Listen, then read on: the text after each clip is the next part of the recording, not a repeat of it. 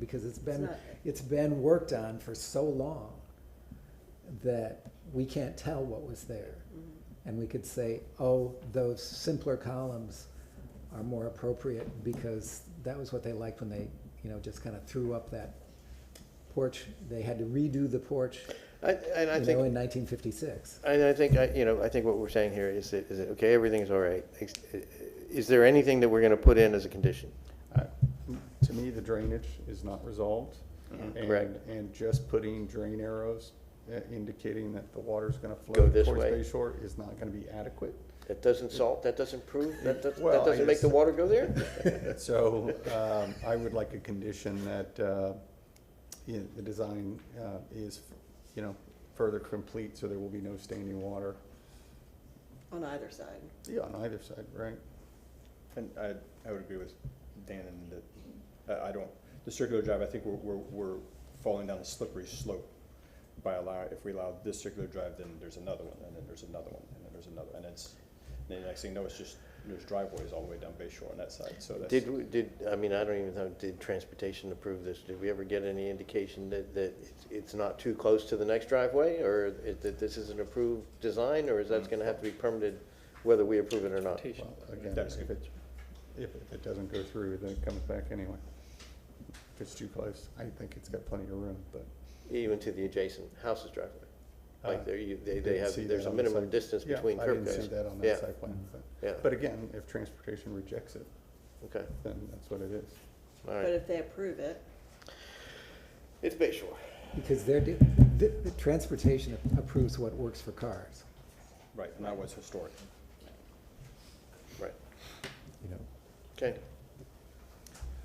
Okay, so anybody wanna proffer a motion?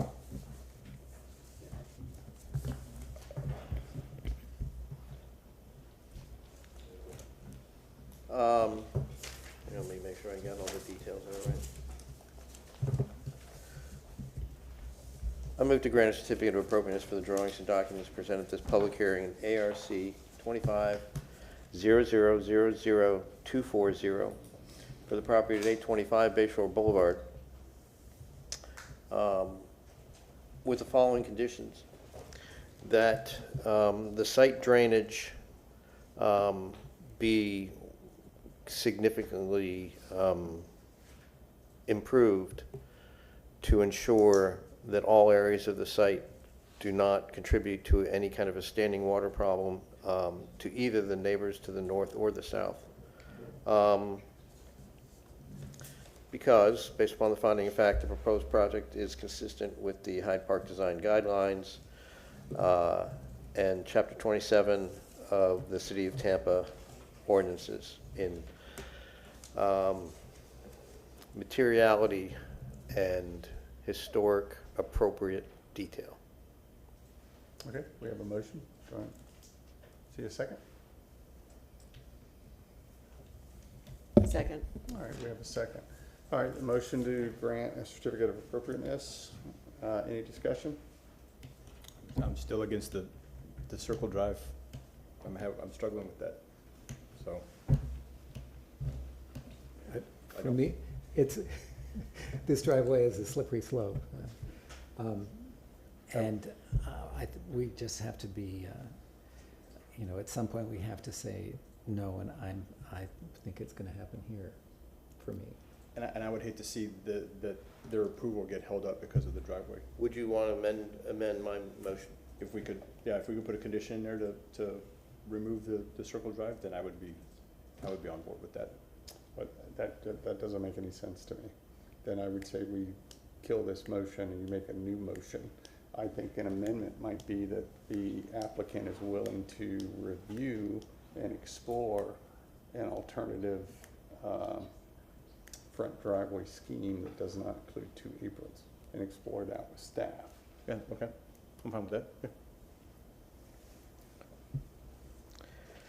You okay with that? I would like to amend my motion and add a condition that the applicant revisit and review with staff an alternative to the second curb cut that would still accommodate their needs and desires for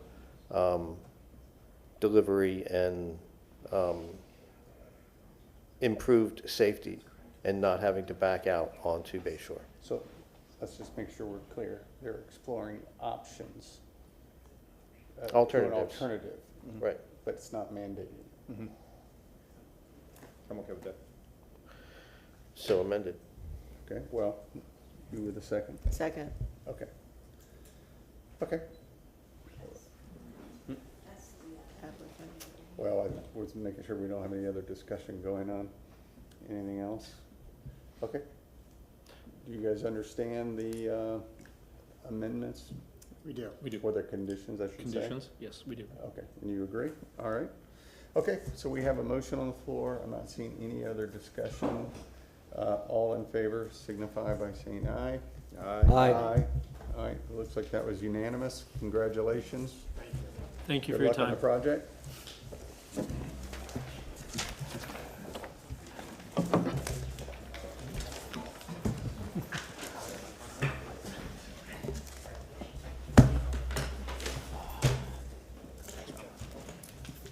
we just like go around the circle? Exactly.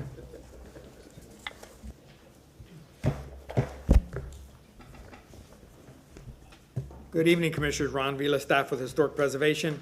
Our next agenda item is ARC-25-00000272.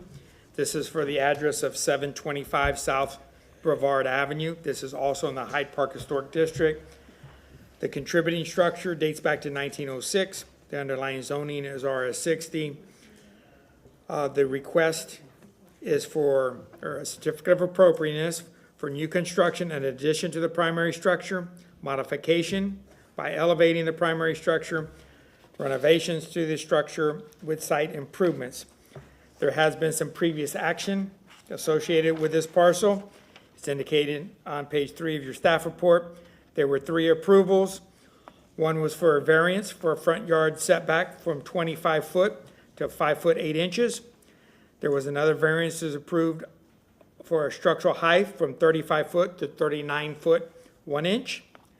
And there was a preliminary approval granted. And that preliminary approval, there were 4 conditions. They are reflected on your staff report on page 4. The applicant is aware of how to proceed this evening. We went through a quick overview, and then he's going to go straight into the conditions that were already granted. I just briefly want to go through the photo presentation. We start with the 29 Sanborn map. Property in question is highlighted. It all comes to a corner there on Inman, on Bavard, and on Bay Shore, as indicated on the Sanborn map. This is our vicinity map. You see that the red indicates the local district. Obviously, we're here looking at it because it is in the local district boundaries. You see the proximity to Bay Shore and some of the challenges that it has with the water that comes in. Here you have the bay, you have Bay Shore Boulevard, and you have the apex of the 3 streets meeting at the subject site. Just to get you reacquainted with the property in question, it's a high-end house. I think last time he showed some pictures of when the current owners bought it and the condition the house was in and how it looks today. So this is the front elevation. This is the front and kind of slightly over to the north, looking down the vehicular access through the porte-cochere. This is from the apron. You have the sidewalk and then the ribbon drive through the porte-cochere. So just a little closer about the security gate that they have at that location currently. This is looking at the front facade and that north elevation. There is an addition that goes behind this 2-story volume here. And this is the abutting property to that north elevation. Just to focus on the perspective that how you entertain or engage with this house as you go down Bay Shore Boulevard. This is from a distance. This is a little closer. It has a huge presence on that corner. Just focusing, there was some question about where the mechanicals were gonna go. It was over here, and then you see the rear elevation of the primary house and the detached structure. Just focusing on the rear of the house.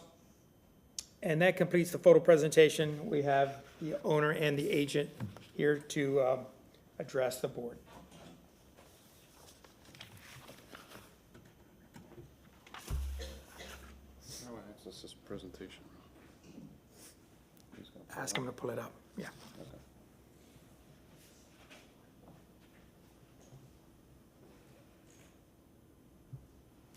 That's the wrong presentation.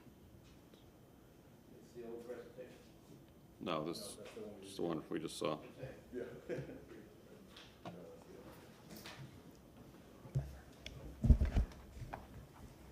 Try to X out of it.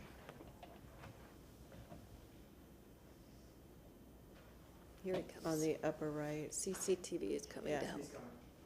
Okay. Okay. All right.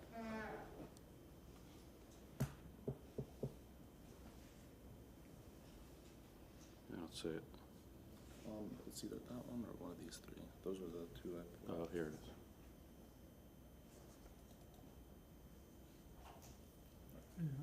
Okay.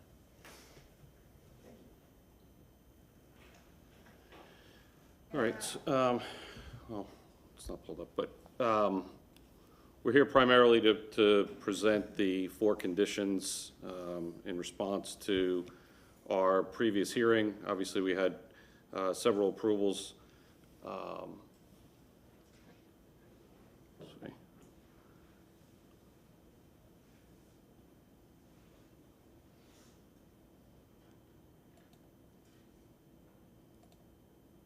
There we go. All right. We were heard on September 8th. We got our variances approved, as Ron mentioned. The 4 existing conditions for the certificate of appropriateness, and we're going to start from the least impactful to the and finish with the one that probably deserves the most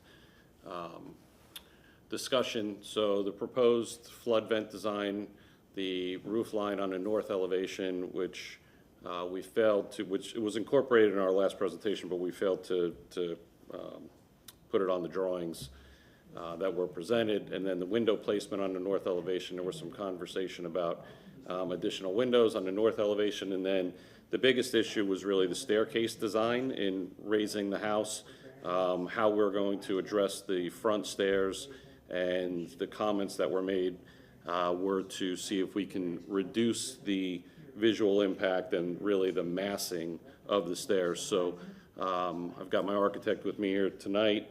We've worked on these issues, and our intent is to present those. So Ron already showed you the site. This is the site plan. You can see where the stairs are located on the site plan. The stairs have changed fairly significantly from our original presentation. But like I said, we're going to start with the easier ones. Proposed flood vent design, pretty typical flood vent in a masonry wall. Number 2 was the roof line detail, and number 3 is the window location. These are both on the north elevation. Ron did show an image from the north looking back at the house. It is the least seen elevation of all the elevations on the property. The property sits on the corner of Inman and Bayshore and Brevard. The front elevation and the Inman elevation are the elevations that are seen the most.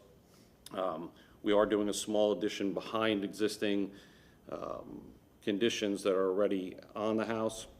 So the 2 issues that we needed to present, the roof line detail, if you're looking at the proposed elevation, the rear portion, the highest floor, we did bump that wall out, and which created a new roof line to distinguish that addition.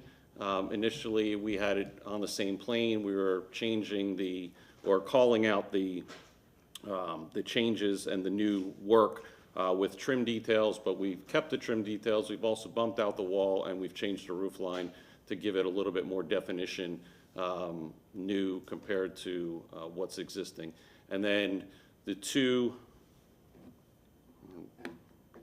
windows on that first floor of living, those are new. We had a blank wall there. We didn't have any windows, so we added those windows above the porte-cochere. So you could see those there as the additions. Oh, here we go. So these two windows here, this window and this window we added, and then this is the new roof line here.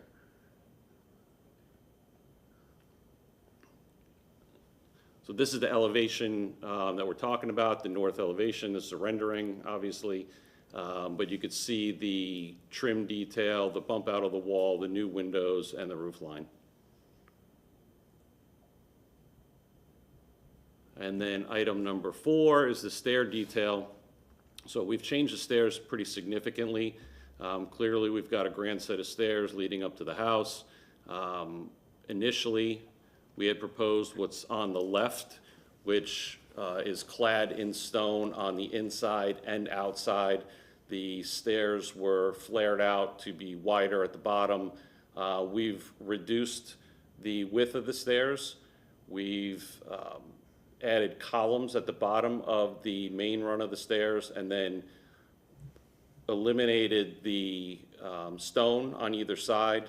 We've lowered the concrete wall and come back with a wood railing. The wood is obviously indicative of a lot of the materials throughout the house. So we looked at a metal railing as well, but I think at the end of the day, we felt that it would be introducing a new material that isn't existing on the house. So we went with the wood.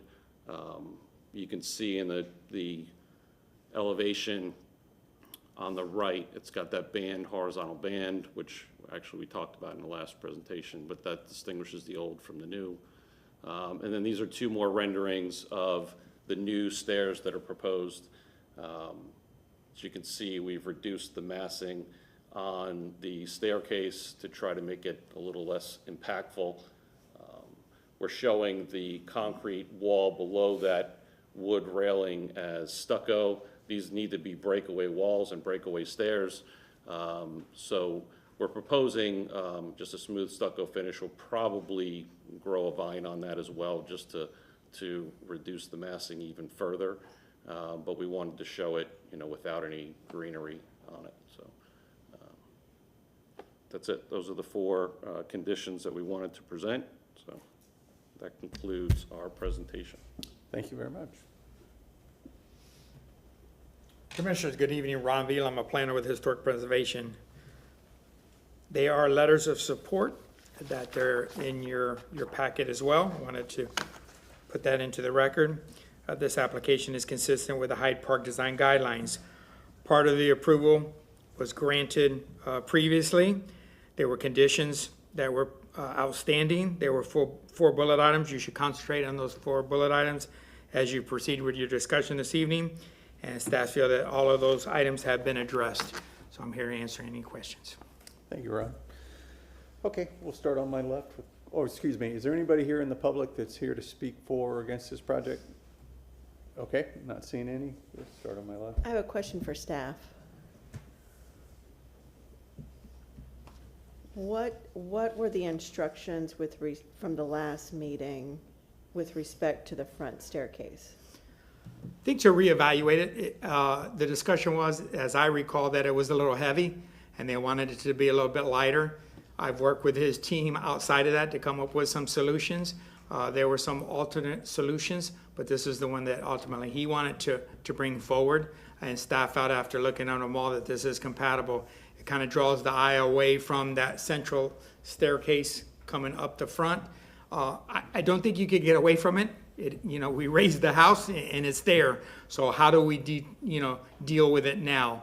And in looking at what was prior there, You sent him back to work with his team, which he's done, and this is what he's presenting this evening. Okay. I don't have any questions. Surprisingly, I don't have any questions.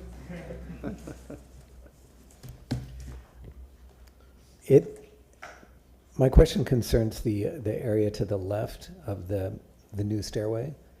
Was that initially to be a little lower than the rest of the porch? It is a little lower than the rest of the porch. It's currently lower. It's the same exact relationship that it exists today. Okay, so It's it's, a step down. excuse me? It's a step down. Okay. So it's just like 6 or 8 inches below 6 inches below the Yeah. other porch. Okay. All right, thank you very much. Can you pull up your north elevation, the new proposed north elevation with the new windows? In the rendering form, or you want In the rendering, no, in the, plan? there you go. It looks like the 3 windows that are in your new addition are higher than the other windows. Is that just a rendering issue? Higher than, Than the ones that, so those 3 windows on your addition appear to be into the top trim board, and the one to the left of it is is barely touching the bottom of that trim board? Is that just a rendering detail? No, they should be the same height. Okay, all right. And then what material are the stairs made out of? the stairs, the front stairs? Yeah, right. They're a precast concrete stair with breakaway walls. Okay, that's all I had.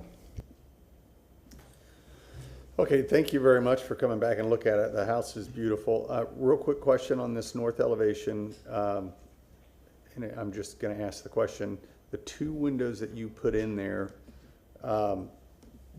is there a reason, like, is that room stop right there, the interior room? Yeah, the section of wall between that window, the rearmost window, this window here, and the door, this is the kitchen. Yep, So there's really no opportunity for window here. But again, it's really, that elevation is really not seen from. that's fine. You answered my question. Are you happy with the front stairs? Of all the options? Yeah, we are happy with the front stairs. When the original comments were made in the last hearing, I agreed with, the common opinion that was, they were a little heavy. I think they're better now. I do. I think they're less impactful. They're not quite as heavy as they were. So we explored initially metal, and it looked good, but it just didn't quite look right. And I feel like we've come up with probably the best solution possible. Okay, my last question about those stairs is, do they attach to the house at the top, or are they freestanding at the top? And maybe your rendering shows it if you zoom in. It won't show it, Oh, it I won't don't show think, on the rendering, but Yeah, you're do talking about this, you're talking about the supporting wall where it meets the house? I'm not sure. what the Yeah, que- that other view, you had, The wall goes right to Yeah. the house. so now zoom into the revised proposal at the upper part of the stair, or can you not zoom in? I'm struggling over here, So- but Yeah. I'm barely getting the cursor where I want it.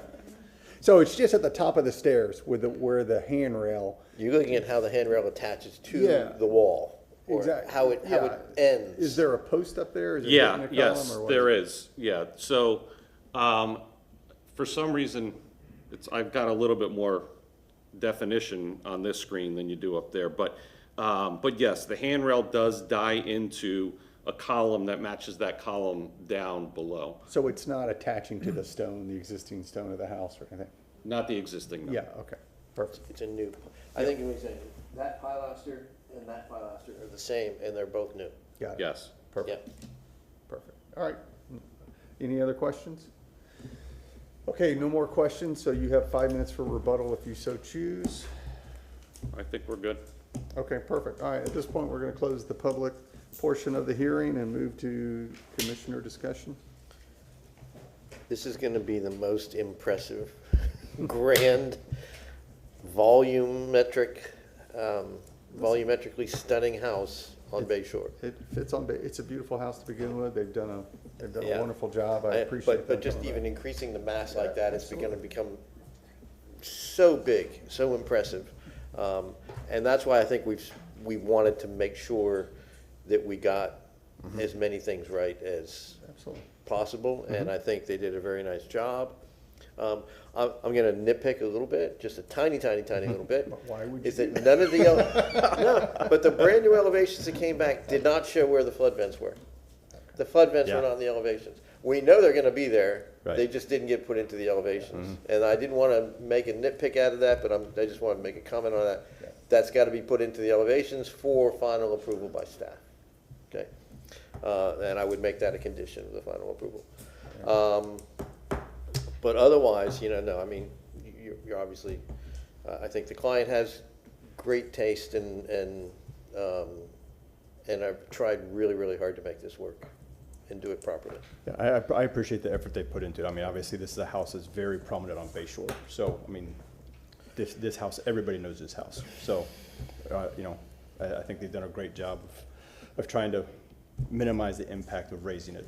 We're gonna run into this a lot in the coming months. All those houses are gonna get raised somehow. So I think they've done a pretty decent job on that. Okay, do we hear a motion?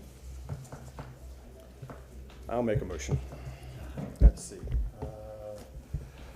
I move to grant a certificate of appropriateness for the drawings and documents presented to this public hearing for ARC-25-0000272 for the property located at 725 South Brevard Avenue with the following conditions: that they locate the flood vents on the elevations, because based on the finding and fact, the proposed project is consistent with the Hyde Park design guidelines of the City of Tampa for the following reasons in design, massing, and scale. Okay, do I have a second? Second. All right, we have a second. Any further discussion?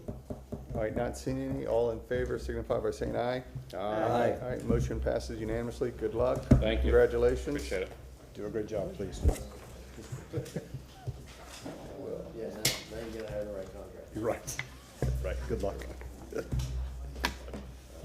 Commissioners, good evening. Ron Vila, planner with Historic Preservation. Our last agenda item is ARC-25-00000318. This is for the address of 820 South Boulevard Avenue. This is in the Hyde Park Historic District. The primary structure is contributing, dates back to 1916. The zoning is RS60. The request is twofold. They have variances. They have two variances. They have a front yard setback from 25 foot to 12 foot with an encroachment for 2.66 feet for eaves and gutters, which they've added to their application, but it really doesn't correlate to what the request is, and you'll see that in the drawings. But for the south side setback from 7 foot to 6 foot, this is where the encroachment for the eaves and gutters of 2.66 feet is important to advertise and to show on their drawings. The certificate of appropriateness is the request this evening, along with the variances for a modification to elevating the primary structure with site improvements. So they're going to go through the variances first. If the variances are approved, then they're going to the certificate of appropriateness. The variance request, the hardship criteria is in your packet. You can follow along. And at this time, we'll go through the photos. Hey, Ron, I'm going to interrupt you for 1 second. I understand there are two separate motions, but are we going to have them do the entire presentation? For the variances, Oh, just for the variances? just for the variances, because sometimes we separate them, but this one, if one isn't granted, it probably doesn't go forward to the certificate of appropriateness. So I'd ask that you open them together. He's aware that he's going to show the site plan and enter the hardship into the record as well. Perfect, thank you. Sanborn map from 1929. What we're looking at, all of the projects this evening were about that same area that got hit by the storms last year. This is another one. Here you have the vicinity map. This is on the 800 block of South Boulevard. And then we have our vicinity map. You see the proximity here. As this project moves forward, we saw some other requests this evening that they're raising the houses substantially. This one this evening is less than 4 feet. So it's in off of Bay Shore. He's gonna show you the base flood elevation, the design flood elevation, the finished floor, all of that will be part of his presentation. So the impact to the structure as it's being elevated is not as great as the other ones that you saw. This is the front elevation. You see the number of steps coming up. You see the more formal entry feature. A little bit closer. You're seeing the care of the front porch and the lacquer on the porch and some of the stepping of the welcome walls as it comes into your columns and pier situation. Here you see the foundation with the open brick lattice detailing. This is the south elevation. This facade here is 6 foot from the property line. As they raise the structure, they have to apply for the variance. The variance in the setback in RS 60 is 7 foot from their side yard. They don't have 7 foot, so this is the need for the variance. And then the overhangs are the 2.66 feet that are advertised. I want to go back for a minute I left something out here. But as you look at the facade, as the house goes up, the stairs come out. So that's the reason for the other variances. So 2 variances associated with lifting the house.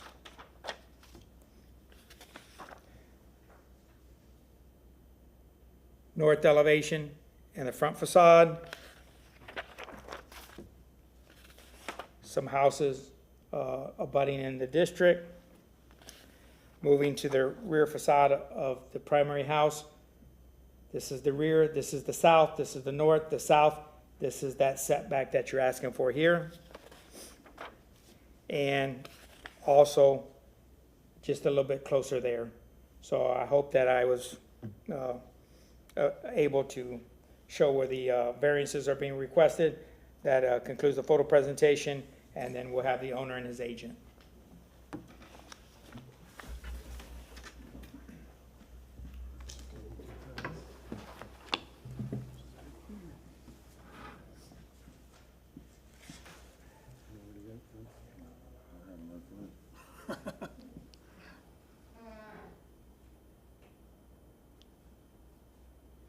Back, maybe? We're still in the previous presentation. Yep, upper right. Okay, kill that. You'll find yours. Looks like we are here, right here. That's the PDF. Okay, that's the wrong one.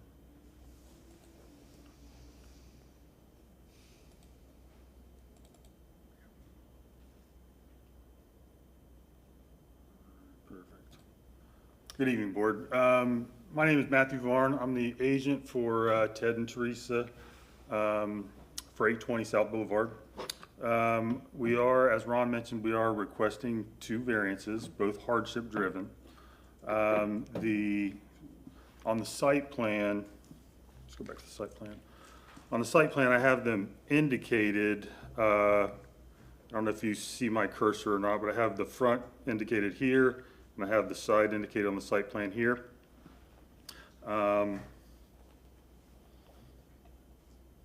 So as we're looking at the 1915 Sanborn map, we noticed that there's no structures to the south, no structures to the north, and this structure that is encroaching is right here.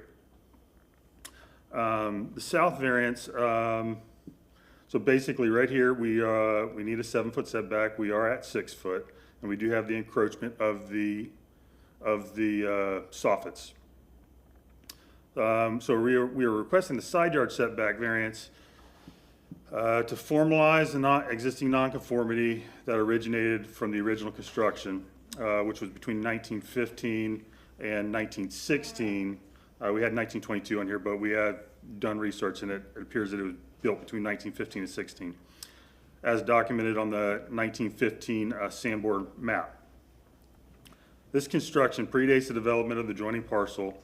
A portion of the residence on the side yard was built to the distance of 6 foot from the current southern property line, whereas the applicable zoning code requires a minimum side yard setback of 7 foot. Accordingly, a variance is requested for the 1 foot encroachment into the 7 foot setback, also reducing it to 6 foot for the portion of this structure only. We're not requesting, we want to make sure it's just for this portion. We are not requesting any other setback on the southern side, just for this portion of the structure. And that concludes the side yard setback. Do we need to stop there and do that one, or do we go on to the? We're gonna do both together. Read both, okay, all right, perfect, thank you. So the west front yard setback, we are seeking to raise the house. It is a modest raise, nothing like we've seen so far. We're seeking to raise it to the current DFE, nothing more. And with that, we are going to need to encroach into that front yard setback with the stairs for this portion only of the welcome. So we are seeking a front yard setback variance for the proposed stairs exceeding the maximum permitted 8 foot projection into the 25 foot front yard setback, as specified by section 27-159 of the zoning code. The encroachment is necessitated by the scope of work, which involves elevating the residence from its current finished floor elevation of 8.6 feet to meet the required design flood elevation of 12 feet. The existing front porch is located within the 25-foot setback, but based on the zoning code, we do have a projection since we're below the 3-foot mark. However, the additional stairway will increase all of that above that point. Therefore, the variance is requested to allow a 13-foot encroachment into the 25-foot front yard setback, reducing the setback to 12 foot at the greatest point of encroachment. And this is a blown up view of the site plan. We're keeping the same welcome size and everything. We just need that extra space for the front yard. And that pretty much concludes our request for that variance. Do we need to read? I would. Okay, let's go ahead and read that in to. So you want me to read the entire? Okay. All right, so the first setback, I'm Ted Slack, I'm one of the owners. So the south side variance, which was originally a porch when it was built in 1915, was enclosed around the 1920s, we understand. It creates a variance issue. So question number one about the hardship, the variance request due to proposed FEMA compliance elevation of the home inclusive of attached side porch to avoid future flooding. Number two, question about the hardship or practicality. Our answer to that is the hardship is undue and was created by the builder and first owner of the home, approximately 1915 to 1916. Question number three, the variance if granted will not substantially interfere with others whose property would be affected. So our response is other properties are not incrementally affected by the variance. The side porch was part of the original home. Construction and neighbors have been aware of the existence and position of the side porch since its original construction. Considerable distance still remains between our south side neighbors and the side porch. And then number four, the variance is in harmony with the chapter adopted by the Tampa Comprehensive Plan. Our response is the variance will preserve the historic design and integrity of the home, therefore is in harmony with the general purpose of this chapter and the adopted Tampa Comprehensive Plan. Number five, allowing the variance will result in substantial justice being done. And our response is allowing the variance delivers justice, it allows the current owners to keep the original historic design of the home and their neighbors to continue to benefit from the original aesthetics, which are consistent with other Hyde Park homes. The planned elevation protects its original contributing structure from future flood damage. And then finally, number 6, the variance if granted will allow development that is consistent with design standards and compatible with the historic pattern of the historic district. Our answer is the variance is specific to a part of the structure and would keep the home true to its original design when built over 100 years ago and consistent with we were told it's an American four-square home. Staff has told us it's a different design, but whatever design it is, it is.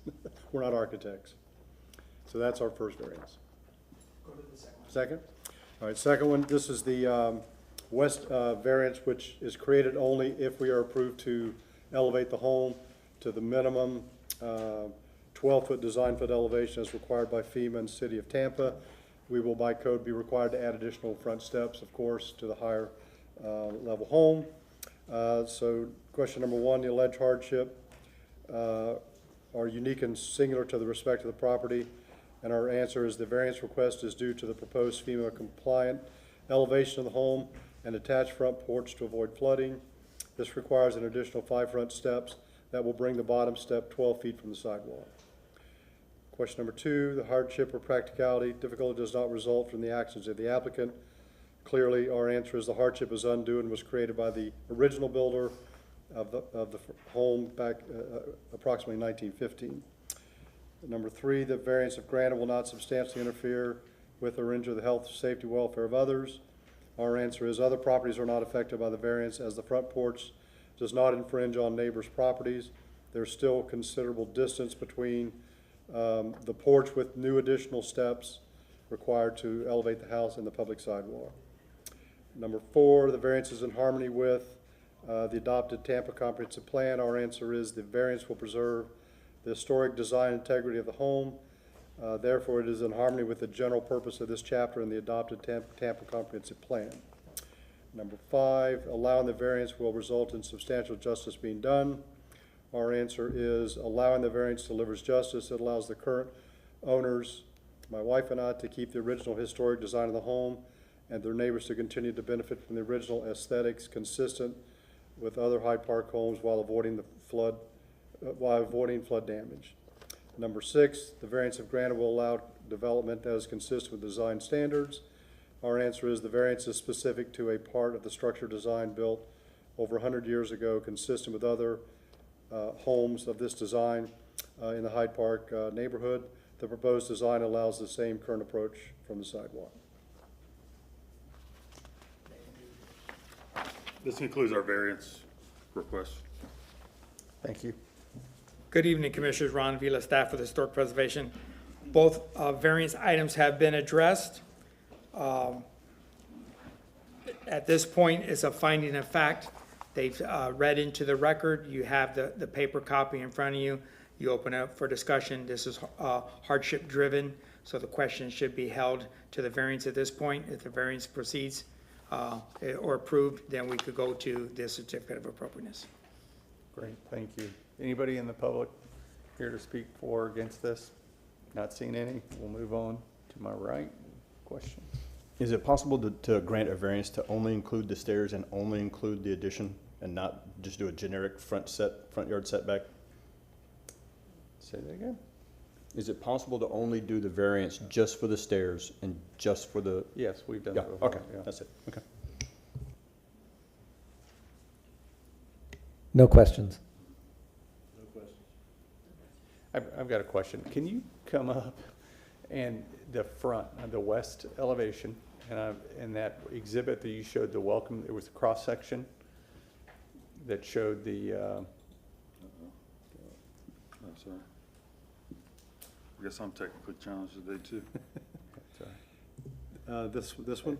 no, the cross section, right there. Yep. So zoom into there if you can. And my question is, you've got the black, the stairs outlined in black, which is Yes. nice, thank you. Whatever that dimension is from the bottom stair to the setback line, is that the exact dimension that's there now on your welcome wall and stairs? Actually, no, so the welcome wall is at, I don't know how to zoom in so I can show you any, Maybe I can put a That paper was- copy we'll here. put it over on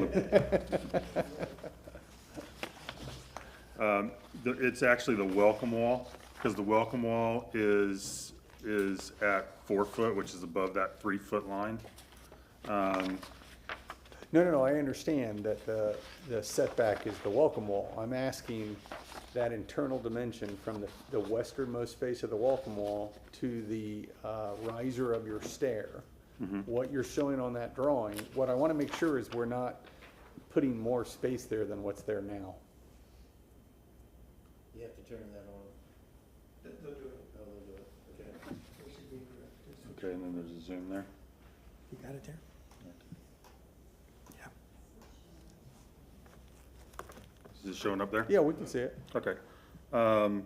So the setback All right, here. so go to the western line, the vertical line for, Okay. right, all right, so your pin's kind of right in the middle, but the Yep. red line from there to the face of your lowest tread, Yep. right, the riser, is that, whatever that dimension is that exactly what it is today on the stairs?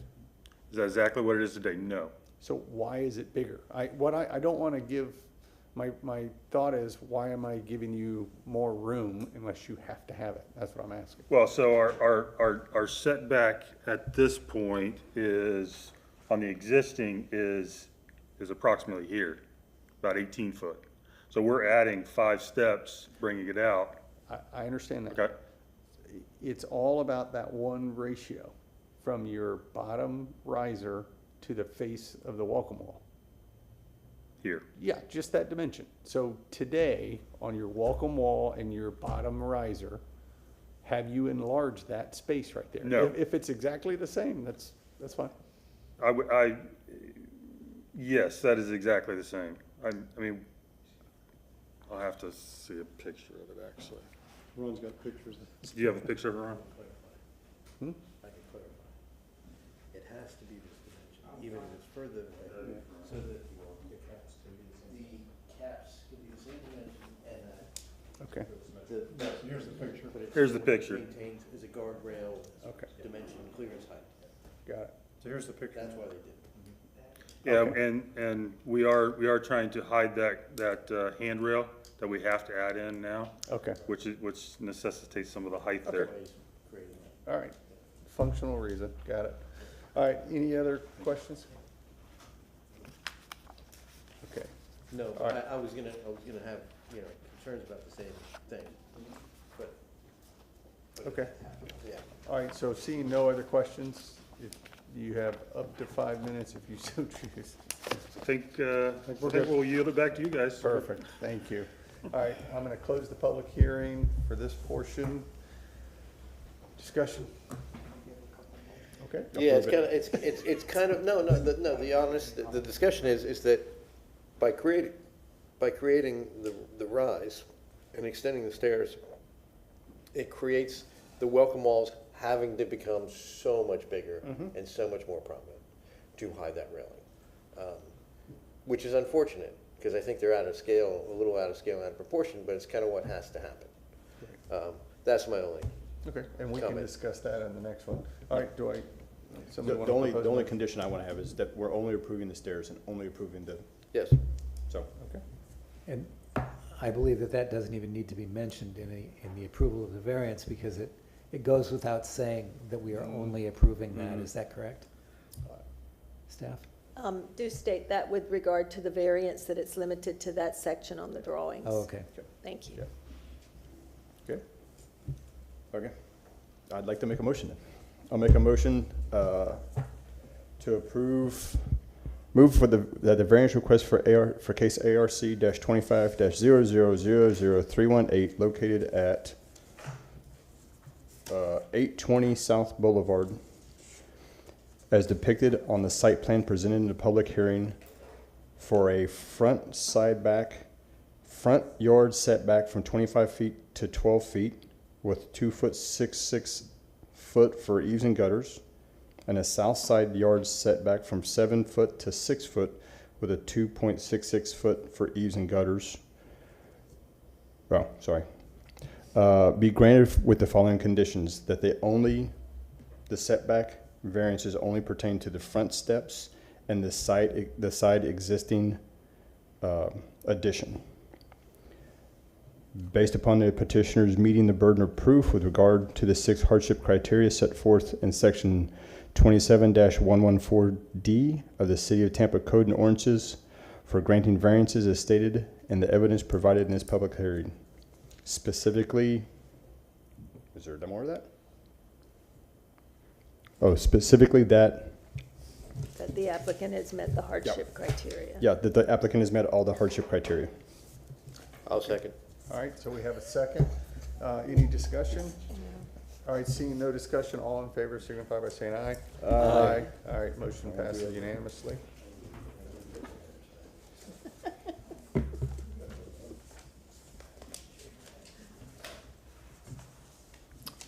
I need to go back to the projector. Okay. We need to see our slides on the projector again. Here we go, PC. Thank you. But they'll do it for you. Okay, perfect. Okay, as I said before, I'm Ted Slack. I'm one of the owners of the house. This is my wife, Terry Young. I want to go through just a quick overview of why we're here, and then Matt is going to take over and go through some of the technical details that I know you all want to hear. So we, the owners here, obviously live on Boulevard, South Boulevard, and our home is at a very high risk of future flooding. We are located, according to Dave Jennings, in a flood zone AE 11, and our house is currently at an elevation of 8.6 feet. So we need to lift our house from 8.62 to 12 feet to be FEMA compliant. We would have liked to have not lifted it as high, but we understand we have to lift it to the FEMA minimum requirement. So we're going just to that minimum 12. We experienced significant flooding during Helene last year. I'll show you a couple pictures of the floodwaters around our house and on Boulevard. And I have Ron and staff suggested I crawl under the house after everything dried out and take pictures of our floor joists so I can show you how close the water got to entering our home. On our street, the 800 block of South Boulevard, approximately 10 of our neighbors had flood water that came into the first floor of the home, including our next door neighbor, right next door on the south side. The flood water got within 6 inches of entering our first floor. Did some other damage, but it didn't come into the house. So to mitigate the risk of this happening again in the future, we're seeking to request a modest elevation of the home to the minimum FEMA requirements for design flood elevation of 12 feet. Protect it from future storm surge. We originally did not want to do this. We were very concerned about the beauty of the neighborhood. Our home, we think our home is not the nicest house in the neighborhood, but we think it's a very nice house. And we didn't want to impact negatively the look of the house. It's very cool looking. It's got a lot of historic charm. And we've been on the beach with houses on stilts and we just think they look horrible. We understand why they're built that way, but we're very concerned about doing this. Fortunately, Matt, who's our general contractor, he's a very good artisan at working on historic homes, restoring, repairing, refurbishing historic homes to their original charm. And he also does architectural drawings. So he used AutoCAD and said, well, before you say no to it, let me draw a couple elevations with a way to elevate the home, but to blend it so that it's not quite so visible. He said, I can't hide the stairway, but I think I can make the rest of the house have a blended look so that you won't notice that it's lifted as much as if you just raised the foundation of the home. And we'll show you those slides here in just a moment. We want to make sure the changes are historically appropriate and keeping with the period and style of the homes in the Hyde Park. We want to maintain the current two-story structure, maintain the historic character of the home and the neighborhood, and again, a minimum DFE of 12 feet, while creating an illusion of a shorter foundation by lowering the current siding down.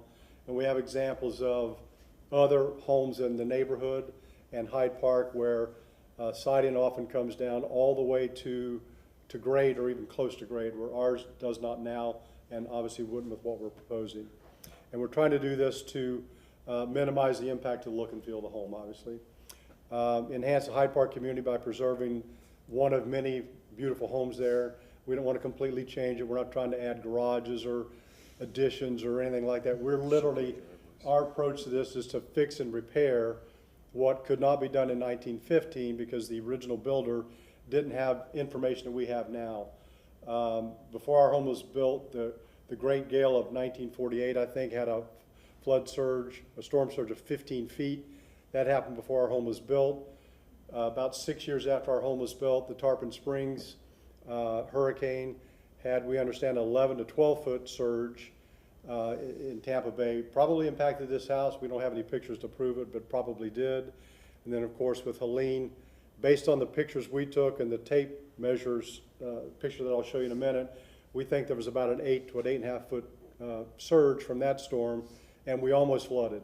So it hasn't happened yet while we've been here, but we're afraid it will. So we're trying to take some kind of step in advance to avoid coming to you with a damaged home that we've got to fix and lift and deal with the 50-50 rule. Obviously, this includes a need for 2 variances to achieve this. So these are pictures from the night of Helene. That day, many of you remember, there was hardly any rain, hardly any wind. We had a little bit of water coming up, Bay Shore and up Boulevard, and by 5 or 6 o'clock, it looked like we were all in the clear. We thought the hurricane had gone north of us, and about 6 or 7 o'clock, all of a sudden the water just started coming up Boulevard very quickly, and these pictures were taken about 10 o'clock at night, and you can see in our backyard, that's actually a pool there. There's a pool under this, completely covered. This is an auxiliary building we built in 1921 with Ron and staff and ARC's help. We had about 18 inches of water flood that. You can see our lawn chairs are underwater here. And this is our front porch. By high tide at 1:30 in the morning, water came within 1 inch of getting on our front porch. So it was so close. After I called Ron right after that, and I said, I think we're going to have to do something about this to avoid the future. So this is a picture of me under the house. This is a floor joist in our kitchen. It's the back of the house. You can see the water line here was 6 inches away from the subfloor. And then in the front of the house, this is the original home. And this is an original floor joist. And the flood water got within 8.5 inches of the front of the house. So very close. Too close for our sake. We contacted Dave Jennings. Matt suggested, and we'd seen him present with other homeowners in the neighborhood at this forum, and he confirmed that our property is in an AE11, so the floor would be required to be at elevation 12.0 NAVD to be compliant. We do have a crawl space of about 2 feet. We don't require a breakaway wall, but we need flood vents. The way our home is built now, there are 42 piers supporting the house with brick vents between them all. And so those would obviously provide the same structural benefit as the flood vents. So we don't need to add flood vents, we don't believe. But we're certainly open to that feedback if the city of Tampa requires it. When we first looked at Matt's drawings, this is Matt's original drawing that got us to consider even coming before you to consider this. So this is actually a picture of the proposed home. We brought the original or the current siding goes to the finished first floor, which is like this level. So we're actually bringing the siding down to this level, and currently at the bottom of our house is a drip cap molding, and then there's a sort of a weatherboard here at the bottom. And so our proposal was to bring the weatherboard and the drip mold to the bottom as it is now, so that it blends a little bit, the foundation, which is going to be raised a little over 3 feet. Staff, ARC staff came back to us. They recommended we take this approach, which is to leave the drip cap molding and the weatherboard where it is. We weren't as comfortable with that look. We actually added a silhouette in each of these of a 6-foot person in terms of them walking by the house and what they would see. And a 6-foot person would be looking right at that weatherboard, which would remain where it is now with siding beneath it. we don't feel like that maintains the historic character of the home as much as our original proposal. Ron and staff recommended we draw this with just raising the foundation and leaving the original house exactly as it is. And this to us feels like a house, a historic home that's been moved to St. Pete Beach on stilts. So this is a 6-foot person walking in front of that. They would obviously see the weatherboard again, just like in this particular rendering, but they'd also see a very high brick foundation, which is not what we were hoping to do. So we've come back with a compromise. This is our final proposal that we're bringing to you today, which is to leave the current existing drip cap molding, and this is what it looks like. You're welcome to take a look at it. Can I pass it to you? This is the drip cap molding that's there with the white weatherboard beneath it. And we were proposing to leave that there. It's there now, painted white, and then bring siding down below it, which would blend the lifting of the home with the foundation, obviously a little bit over 3 feet higher than it is now. We can't do anything with the front stairs. We have to add 5 steps to be with code. And these welcome walls have to go up with it, unfortunately, but that's the only thing we cannot blend with this presentation. And this is the siding. So what Ron's going to give you, we have to use FEMA grade 4 or 5 materials for anything below DFE. And so that's wood siding that we have on our house now. And then that has been, the second is PVC molding or PVC siding that's been milled by Northrum Lumber. That we've actually used on the auxiliary building in the back. It looks exactly the same, but it is FEMA compliant. So we would use that as the everything below the design flood elevation to help blend the lifting of the home. So this is a neighbor right next door to us on the south side. We mentioned this house did flood on the first floor, and they have the same drip cap molding on their home. It's at the finished first floor level. So that's what inspired us to come back with this recommendation. They've got it, we've got it. It does provide a separation between the existing historic home and the new, but it's minimal. And then one of our challenges with just raising the home and raising the foundation, we cannot do anything to hide the brick foundation on this side because of our driveway. We can't put landscaping. So you're just going to see, you know, a 5-foot foundation when you walk to our house. And a lot of our friends and neighbors park in this driveway and then have to walk in either this side door or the front door, and they're going to be looking at just a large foundation. So our proposal is to use that siding to blend it, keep the differentiation there because the materials are different. If you do any forensic examination of the home, you would clearly see the difference between wood and PVC. If you took these corner boards off, you obviously would see the difference between wood and PVC. But to provide at least an additional, more distinctive delineation, we're happy to leave the drip cap molding that you have there in front of you as a differentiation as well between the two. Okay? And again, as we mentioned before, many of the homes in Hyde Park, we've got pictures in our appendix. The siding in many of the homes in our neighborhood go all the way down to the grade or just above grade. And so we think it would be consistent with the architecture of the neighborhood. Okay? So our goals are aligned, we believe, with the Secretary of Interior's guidelines. This actually comes from their documentation on how to do this. So we're trying to obviously reduce flood risk. We almost had our home flood. We got lucky. We're very much trying to maintain the historic character. We're not trying to add a bunch of porches and, you know, different driveways and additional living space. We're not trying to add additions. We're just trying to fix and repair the height of this home, which could not be done in 1915 because they don't have the information we have now. We're trying to blend the elevation change with the existing structure to preserve the historic look and feel of the home and enhance Hyde Park by not coming to you to say, hey, can we tear down another house? We absolutely want to avoid that. Obviously, this needs to be feasible and affordable. All these lifts cost at least $500,000, and we think it's worth it because the home's a beautiful home. So that's the introduction to this. I'm going to turn it over to Matt now to go over some of the details of the of the lift that we're proposing. Yeah, I'm Matthew Varn, authorized agent and general contractor for Ted Slack and Teresa Young. So the architectural drawings. So we are just lifting, so any impact to the site, we are going straight up. We're not adding any pervious, any impervious, so we're just lifting. I don't know if I can zoom in on this very, yeah, find me This one?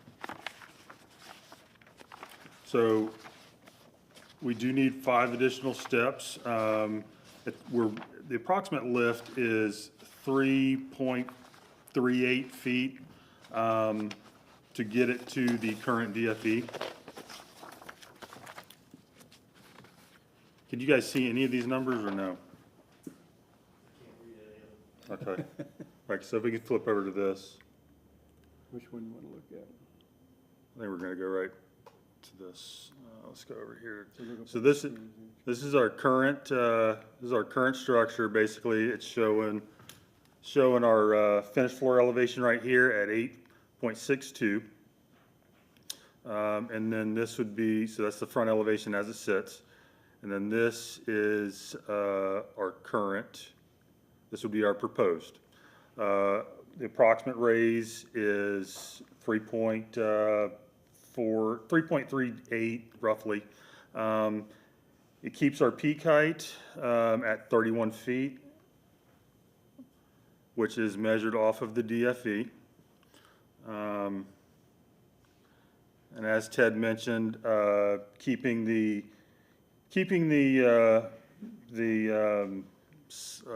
drip cap, we have the ability to mask some of this height with the PVC siding, which, like Ted also mentioned, we can at a later date, if for some reason it needed to be reduced, we would know exactly where it is because of the differentiation between the materials.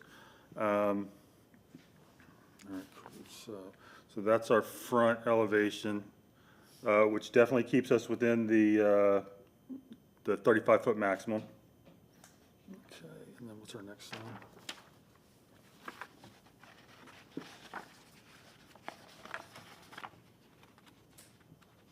You want to just go in here? This is showing our welcome wall. Again, to hide the stair handrail. We did need to add a little bit of mass to the welcome wall. This is our original. And this is our proposed.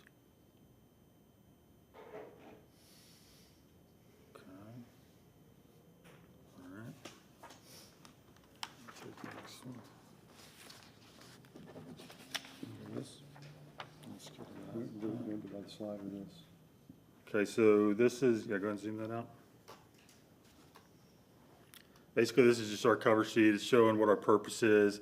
You know, all of our lot coverage is staying the same. We are not changing any. We'll jump to the site plan next, showing all the hardscapes and landscapes and stuff like that. Yep. Site plan? Yep, site plan. Okay, let's see on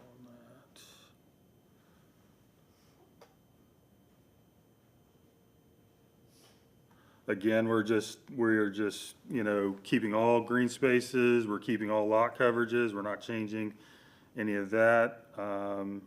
We've got our trees, any of the trees that would need to be removed, we would remove those and try to save them. If we couldn't, we would try to, you know, we would definitely replace them with like for like. We're protecting our oak trees in the back, you know. Another good point on this one is our original HVAC units are here. And lifting the house and getting those up, our mechanicals up to the DFE, they would be exposed above our cross fence right here. We threw around a couple options for a screen off of that fence, which would probably need a variance as well. But but it was, we weren't sold on it.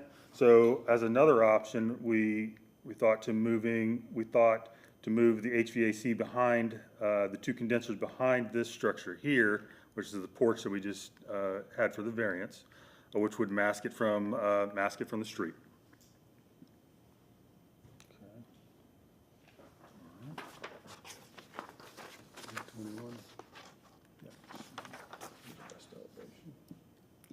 We already did the west elevation, didn't we? Did we already do this? I think we already did this elevation. I think we already did this elevation. Let's go to. Okay, so this is showing the proposed, or the existing of our east elevation, which is the backyard. We have three access points, we have two access points in the back. And then, this is showing our proposed, which we would have to add stairs. This is all wood. It's all wood. Okay. Showing our differentiation line here, which continues around. And additionally, we would bring the PVC siding up. Okay. Again, these would all be wood. And this is the variance that we've been approved for. Okay, what do we got next? And this is the south elevation, showing our existing, which we do have a set of stairs here, which comes to the Smartscape. We've got stairs here going to the pool. We would have to change our stairs around a little bit. All wood, delineation line, PVC. Our brickwork would all be masked the same. Okay.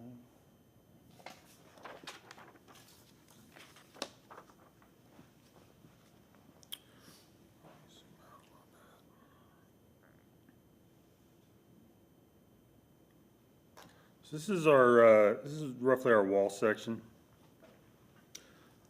Basically, everything above this, we're pointing out, and we also do have a materials palette that we'll show next. Everything above this line would remain the same, along with this molding. Everything below would be the PVC. Our brick, we would most likely have to rebuild the brick, but we would build it in the same manner as what we have, same massing, any of the piles. So everything below this line, we do need to use the class 4 and 5 materials. We would brick veneer our columns. This right here is actually, I believe this is an addition that was built in the 80s. So these are, I believe, are concrete cinder block underneath with brick veneer on them. Okay. All of our windows are remaining, shingle roof remaining unchanged. All right, so let me zoom in. So basically, this is depicting the siding you guys, we passed around. Everything below our line, we would use this siding to differentiate. Shingle mold would remain the same as it is, wood, and then all of our siding would remain the same. Brick veneers, solid brick for our vents, and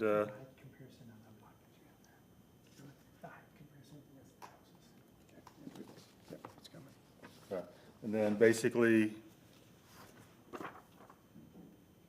all of our windows are staying the same, unchanged. All of our trim is staying unchanged. Asphalt shingle roof unchanged. Exposed rafter tails, beautiful soffit work. It's all remaining unchanged. The porch materials, as we're raising the porch, and mainly the front porch, as we're raising the porch, there may be some stuff that needs to be repaired. We intend to repair that with identical materials to what's there. Whether it's the wood and everything, keep the architectural details unchanged. Okay, foundation enclosure, appearance identical. again, as far as the keep below the design flood, we want to keep the foundation enclosure identical to the massing that's there. This right here.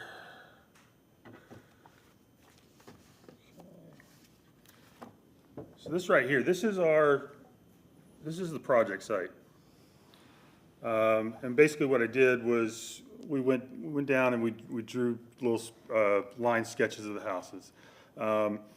We got the elevations, and basically, so we can see that, there's not a real, as they were built with different times, different styles. We got a story and a half next door. We got a non-contributing structure to the north. We got another story and a half. A lot of the heights are never going to be the equal or the same. So we just wanted to depict that and what we're and the elevations of the peaks. This right here is a non-contributing structure that is built to current codes. This was, I'm not sure the exact time this was built. I think it was probably 2010, roughly. Last 10 years. But it does have a current elevation. Let me zoom in on this.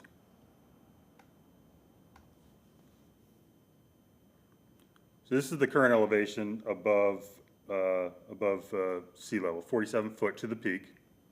And then our peak height off of the design flood elevation is the 35 foot. So as raising these homes in this neighborhood goes, this would be kind of like the maximum height, and we are actually about 4 feet below that. Okay, do we need to, want to go through any of the appendix? Nope. All right, cool, and then I think we That's it. yield the time back to you guys.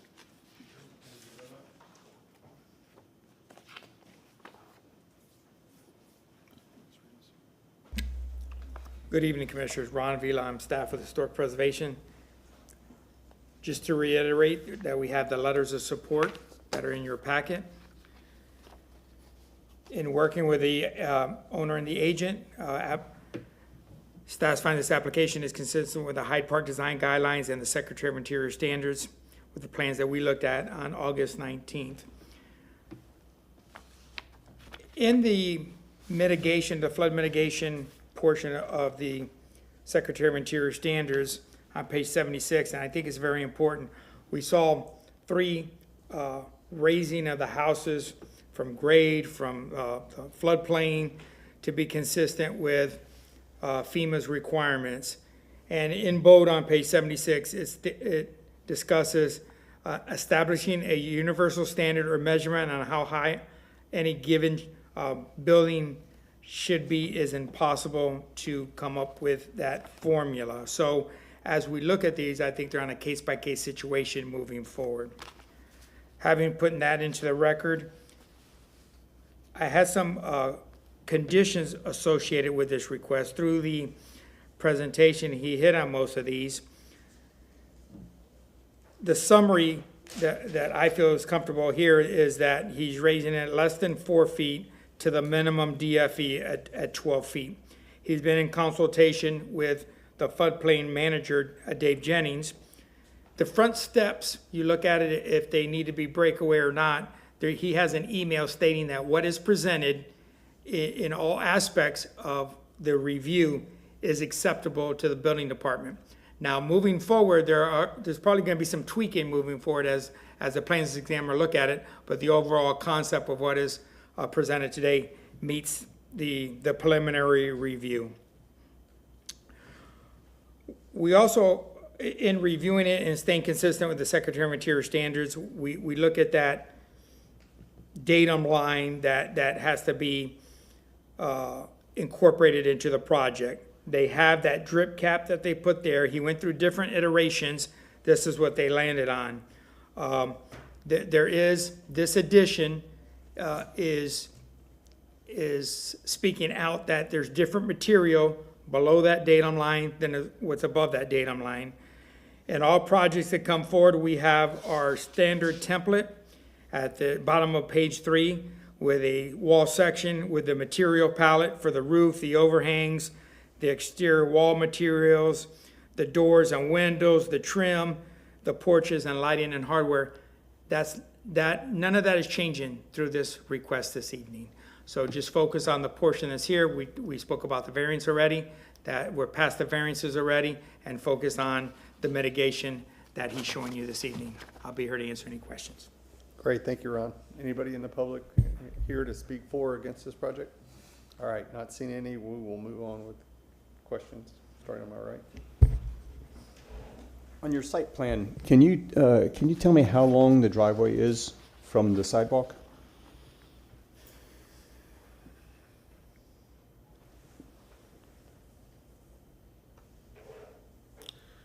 Is there a measurement on there? I do. I thought it was just me. I do not have a measurement on there, but this right here is the 25-foot setback. The house is approximately, 3 foot off of that. So probably, it appears that you don't have the ability to park 2 cars in that driveway inside the sidewalk, is that correct? Yeah, oh yeah, we do all the time. Okay, Yep. I mean, it can't be a super long, but Yeah. I have an SUV and we park 2 SUVs in there all the time. okay, all right. And we do not block the sidewalk when we do that. Okay.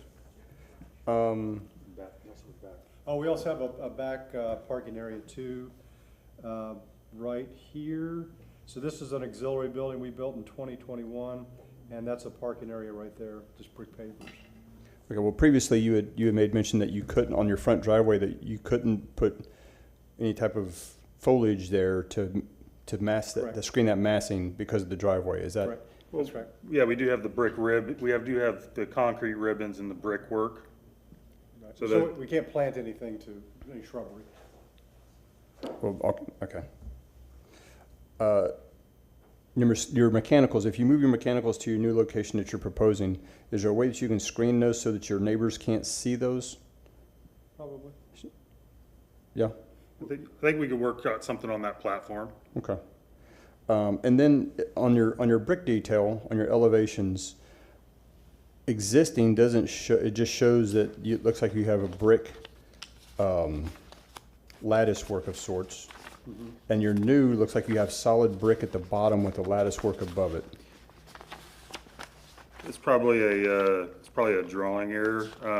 Basically, we would, let's see, we would continue what is there now, so as we could retain the flood, the available flood for the water to push through as Right. necessary.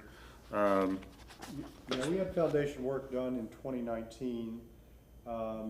We had some damage from previous rainwater. Yeah, And when the foundation company rebuilt the foundation, they were originally brick piers. They removed those. They put a water seal on the bottom, cinder block, poured concrete between them, termite shield on the top, and they put brick veneer. And then the vents between the piers, they just put a footer and then vent brick on top. yeah, so, That'd be the same. so your proposed looks like you have a solid brick wall below your venting, is that incorrect? That's This, it. this is incorrect, yes. Okay. It's just a drawing error. We would bring this vent down. We could potentially make a portion of this up here solid, but, there would definitely be flow through for the At flow. grade? Absolutely. Okay, At grade, yes. okay. All right, that's all my questions.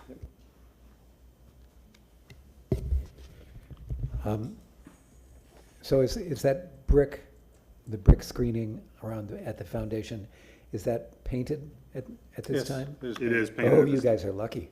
It was painted when we bought it. Yep. And the porch, The porch is not.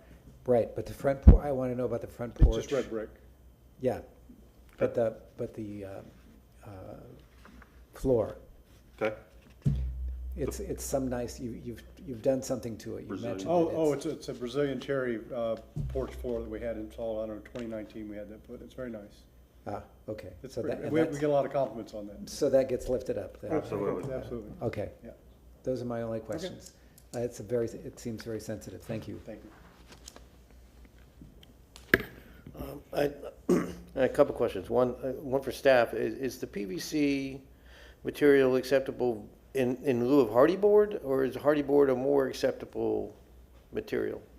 I think they're compatible materials, and reviewing this with the building department, this does meet FEMA's requirements for that mitigation, below that datum line. So I just hate the word PVC. You know? too. We do totally comply. We agree. We agree.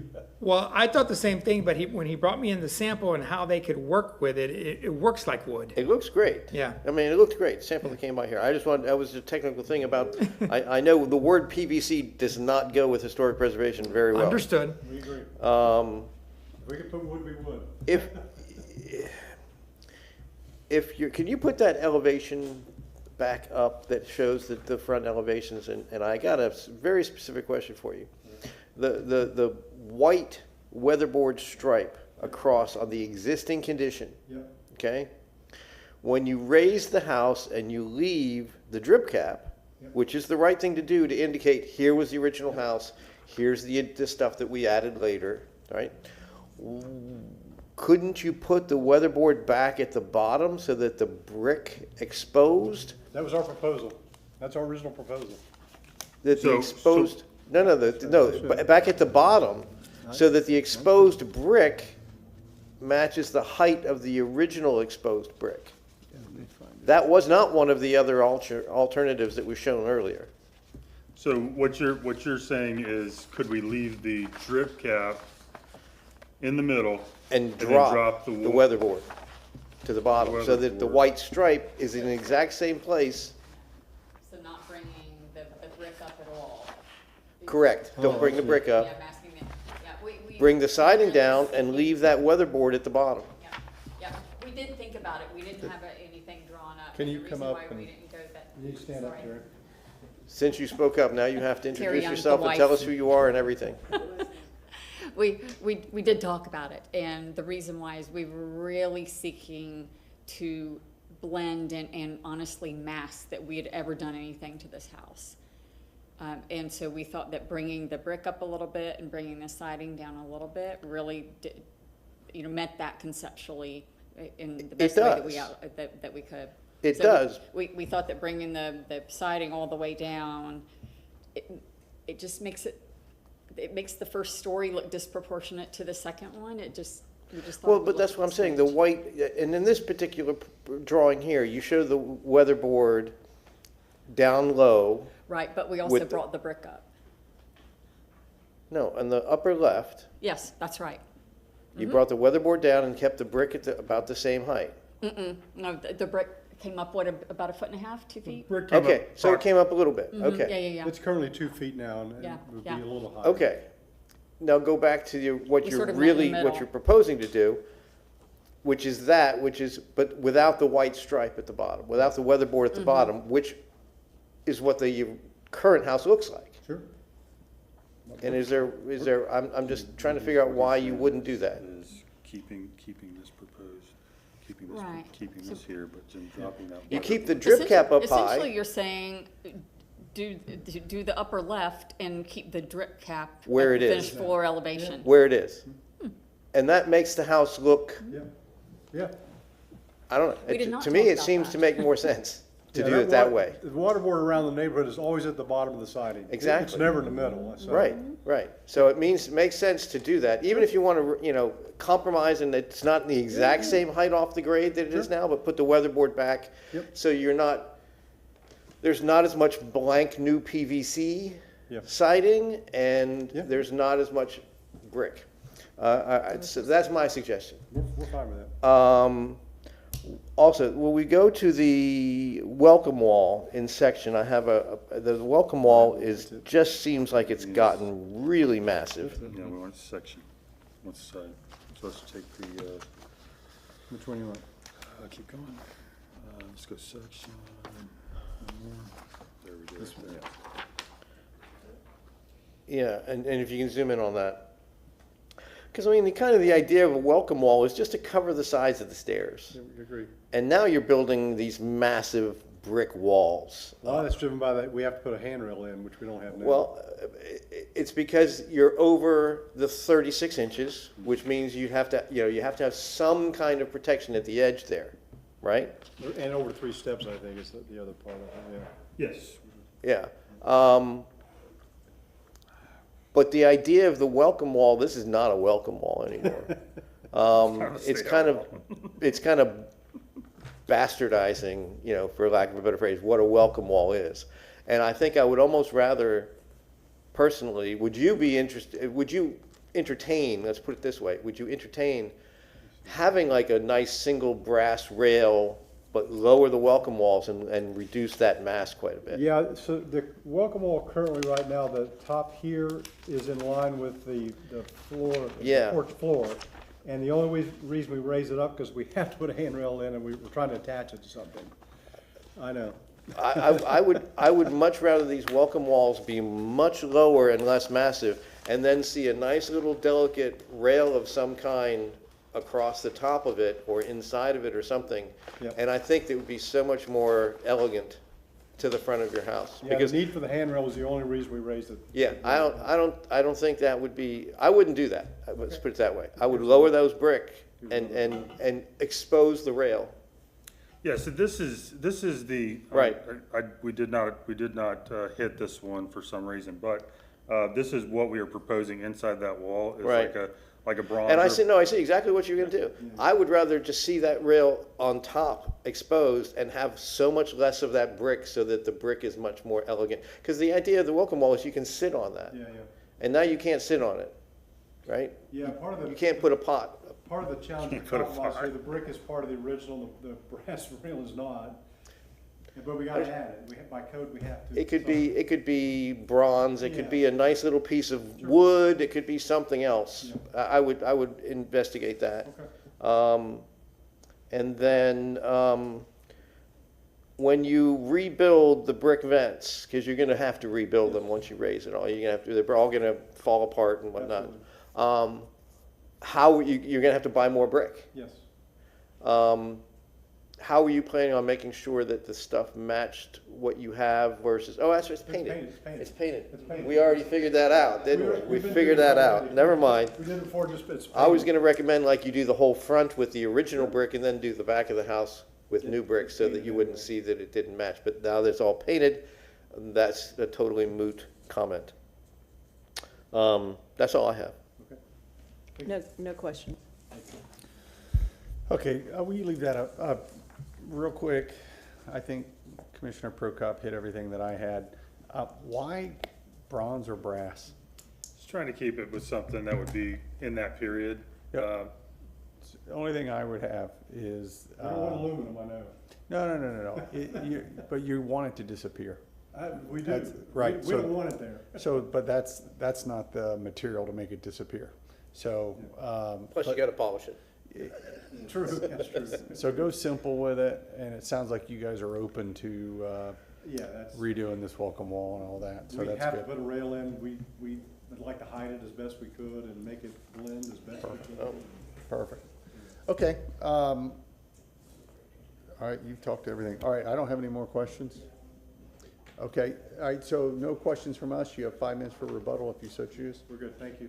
Okay, great, thank you. All right, at this point, we're going to close the public portion of the hearing and move on to discussion. So you hit everything for me, as long as we put those conditions in, work with staff on that. Yeah, I'm good with that. It's gonna look I nice. was even thinking like a good old piece of wrought iron or something else like that, painted wrought iron or white wood or something. Whatever. Yeah. I'm not gonna get into the details. Yeah. You're not gonna explain it. The detail, it just doesn't attach to the existing house, the original existing house, so it's just on the upper It stair. attaches to the new welcome wall with like a vertical. Well, I'm thinking the welcome walls aren't there, they're down low. They are. Right, so it attaches to the stair tread on the inside of the welcome wall, and then it doesn't attach to it, so it's your upper stair tread. Yeah, it and can be your lower, inside, yeah. it can be inside, Yeah. sure, yeah. So, And it can be a single rail. absolutely, I It think, doesn't need any pickets below it. right? absolutely, No, no. and it disappears, absolutely disappears.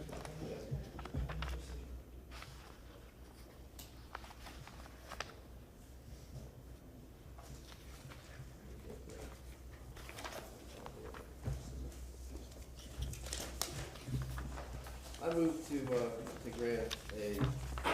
move to grant a certificate of appropriateness for the drawings and documents presented at this public hearing in ARC 25-0000318 at 820 South Boulevard, with the following conditions: that the applicant consider leaving the drip cap in place, but placing the weatherboard lower beneath the new siding. That the applicant consider reducing the height and mass of the welcome wall and exposing a guardrail, and working with staff as to what exactly that handrail or guardrail might be. I think those are the only two conditions. Because, based upon the finding of fact, the proposed project is consistent with the Hyde Park design guidelines in the city of Tampa in materiality, scale, and massing, and Chapter 27 of the Tampa ordinances. Okay, I have a second. Second. All right, we have a second with conditions. Any other discussion? Does the applicant understand the two conditions? And you agree to the conditions? Can we Okay, bring perfect. the drip cap down with the, what, I'm just kidding. One more try. It's getting No. late, it's getting late. No, the answer is a hard no. Just thought I'd ask. My wife wanted me to ask, I'm just kidding.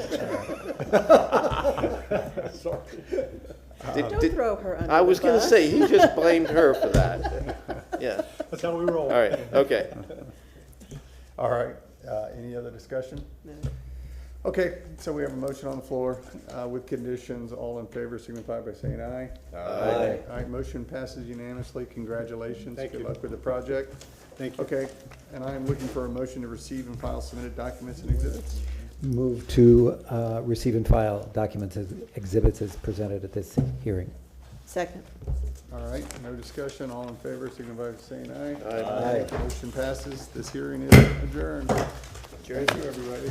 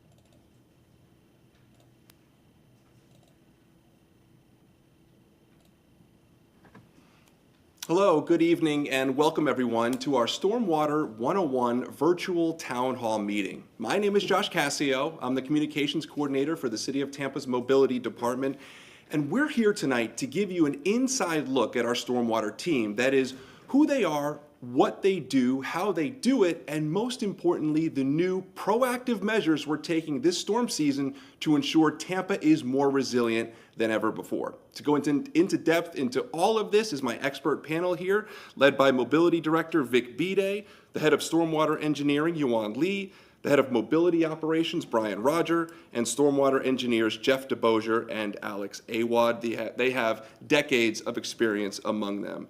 Now, to the folks joining us tonight, many of you have submitted questions, each of which will be answered by our expert panel here. We're going to get to as many as we possibly can. If for some reason one of your questions doesn't get answered tonight, we will work to respond to you as quickly as possible. The bottom line is we are here for you tonight. We want this to be educational, informative, and of course transparent as we head into storm season, because we know it's top of mind for everyone, us as well, and we want you to have the most up-to-date and accurate information. So with that said, let's begin our presentation and get a look into the stormwater team. And we're going to start at the very bottom here, the basic level. Our stormwater team is part of the city's mobility department, led by Vic Bede here, under the guidance of Administrator Gene Duncan, and of course our great Mayor Jane Castor. The stormwater team itself is divided into the operations side. These are the boots on the ground, so to speak, and the engineering side. These are the folks who design new structures and draw up plans to resolve existing flooding issues. And as you see on your screen there, all together, our role is to plan, design, build, and maintain the city's stormwater system. Now, critical point here that I really want to make, we do not prevent all flooding. I'm going to say that again. We do not prevent all flooding. We can never fully stop flooding, nor can we outbuild a hurricane, especially something like Milton last year. But we can relieve flooding, especially from your typical summer storms. In other words, we can improve the situation. Tampa will never not flood, but it's our job to do all we can to maximize our system's functions and make the most impactful improvements possible using the limited resources that we have. That is a very important point. All right, moving along here, we have 62 full-time operations employees in the field and 22 full-time engineers. And speaking of the team, I'm going to bring up Mobility Director Vic Bede here to walk us through some of the next few slides. Thank you, Josh. And good evening. I'm Vic Bede, the director of the department, the mobility department, and I am joined by our management team that oversees operations, maintenance, planning, and engineering of large projects. So real quick, I'd like to start by acknowledging that the community is rightly concerned about last year's unprecedented storm season, the two major hurricanes, the impact it had on our community. And I'd like to assure you that the city is doing everything we can to be prepared for the upcoming storm season. You will see that in our presentation today. Our in-house forces of 62 operations members are out there working right now. We have contractors that do a monthly cadence, and they're working on it as well. And we've also deployed emergency affidavits for contractors to pick up on cave-ins and other maintenance activities. But how is all of this funded? Let's quickly take a look at that. We have two assessments that fund our stormwater system. One is the service assessment, and that funds operations and maintenance, and that's the 62 employees under Brian Rogers' leadership. And that also includes contracts, and that the functions are street sweeping, pond maintenance, ditch maintenance, and such. This was in place since 2003, and it does need to be looked at in terms of increasing the assessment. The other assessment funds are capital projects, large capital projects. It's the improvement assessment, also on our property tax bills. So you'll see both of these on your property tax bills. This has been in place since 2016, and it's funded projects like the Upper Peninsula, Cypress Street Outfall, ongoing projects like McDill 48 and Southeast Seminole Heights. All of these projects have yielded great benefits through last year's storm season. We know this works, but I would like to clarify that we have aging systems in place. So let's look at our stormwater system real quick. There are three basic ways to address the stormwater movement, and that's pipes, ponds, and pumps. Pipes, it's pretty straightforward. We have culverts, we have regular pipes. Water is channeled to them off of the streets for the most part. Ponds store and do water quality, meaning through percolation and other methods that will be discussed. And then pumps, of course, in areas where it's hard to move the water out to an outfall, we use pumps and force mains. In general, our system is older and needs critical upgrades citywide. Much of our stormwater system, our basic infrastructure, was built somewhere between the 30s and the 60s. We've, since 2016, the city has hit it hard through this improvement assessment that council approved, and we've been deploying projects all over the city. But this is something we need to keep up to meet our environmental challenges. But really, going back to the 101 on stormwater, I'm going to invite our operations manager, who oversees a team of 162 people that includes the 62 stormwater folks, Brian Roger. Thanks, Vic. Good evening. I'm Brian Roger, Mobility Operations Manager, and I'm here to shine a light and give you some facts on what the stormwater operations team does for the city. So as you can see, this is a basic look of our equipment. For the ditch clearing and grading, you'll see the spider excavator. It's a wheel excavator that goes into the canals, and it will grade those canals where other machines can't. We also have the backhoe on the right, and then the grade all on the lower picture. For pipes, structures, and outfalls, we use the vacuum truck. We have 5 of those that we deploy regularly, and a TV truck where we can investigate and videotape the inside of pipes to find the issues.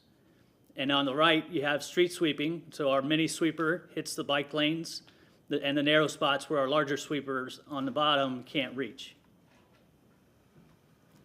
We also have excavators that deal with the ponds, demucking the ponds, reestablishing the bottoms, and then sometimes creating new ponds. We also have an emergency management function, which is during an activation, we'll employ all of our vehicles that are available to push routes and clear roads. So some information on our basic stormwater system, the infrastructure itself.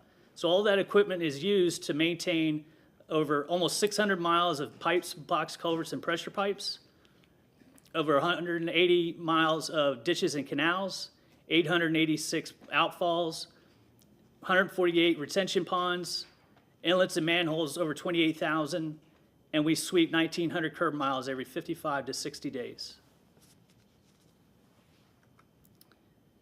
So all that activity is caused by calls for service. So just to give you a snapshot from 2024, we had almost 3,700 calls for service in stormwater operations. So the culprits, the usual culprits are cave-ins, flooding, and poor drainage. So we just wanted to give you a snapshot of our productivity for the first quarter of this year. So for pipes, we were able to maintain over 160,000 feet of pipe and removed 506 tons of debris. Our ditches, we maintained 12,832 feet, removing 1,255 tons of debris. Each 83 miles of our ditches are mowed by the city every month. Ponds, we mowed 126 ponds. Those are also monthly, removing 10.5 tons of debris.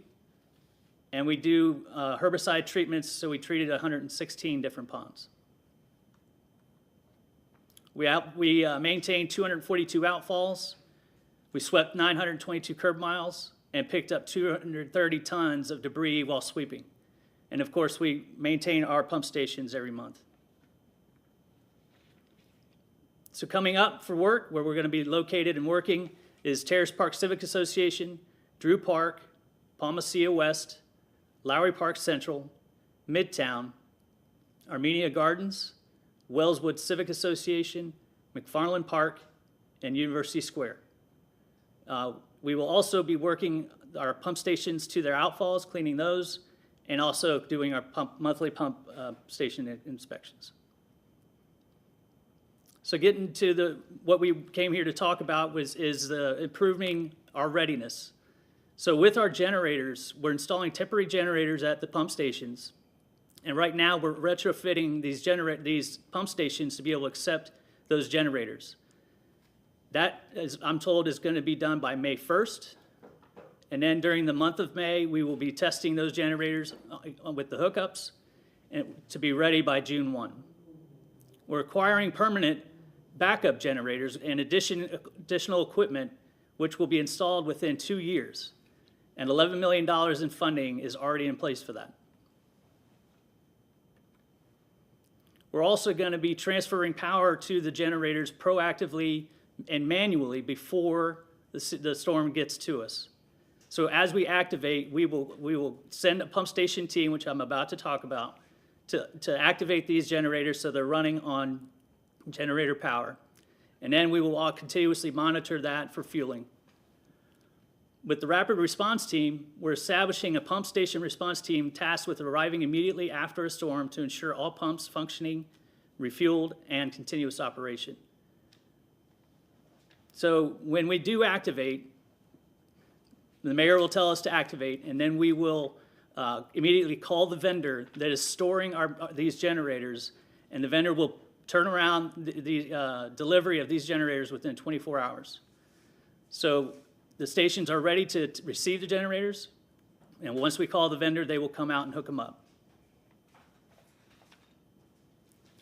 We're also doing micro projects. So we're working on several smaller but effective stormwater upgrades in places like Palmacia Pines, Parkland Estates, and these are aimed at improving stormwater flow.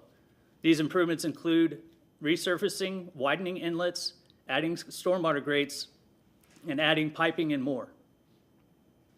So with that, I'll hand it over to ongoing flood release, Yuan Lee.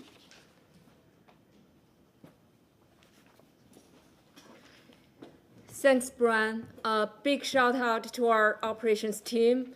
They have been working 6 days a week since March to get the city prepared for the rain season. So with a well-maintained stormwater system, some parts of Tampa still experience flooding, primarily due to inadequate drainage capacity or difficulty to drain. Since 2016, the city has completed several capital improvement projects, which provided much-needed flood relief for the neighborhood. And this slide listed a couple of those, plus a number of ongoing projects. And I do want to highlight that Southeast Seminole Heights and the Lower Peninsula project are being wrapped up very soon. So we anticipate much improved condition in the surrounding neighborhood.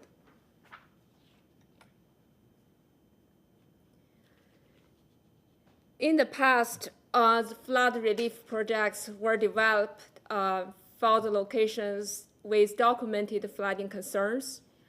To better understand flood risks, a citywide watershed master planning effort is currently underway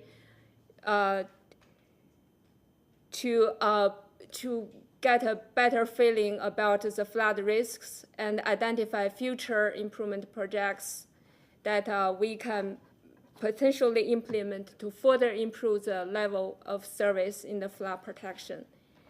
In addition, this effort will be saving residents money because the city has been participating in the FEMA's community rating system. The current discount the residents are getting is 25%. With this effort completion, the citizens can get additional 10% of discount in their flood insurance.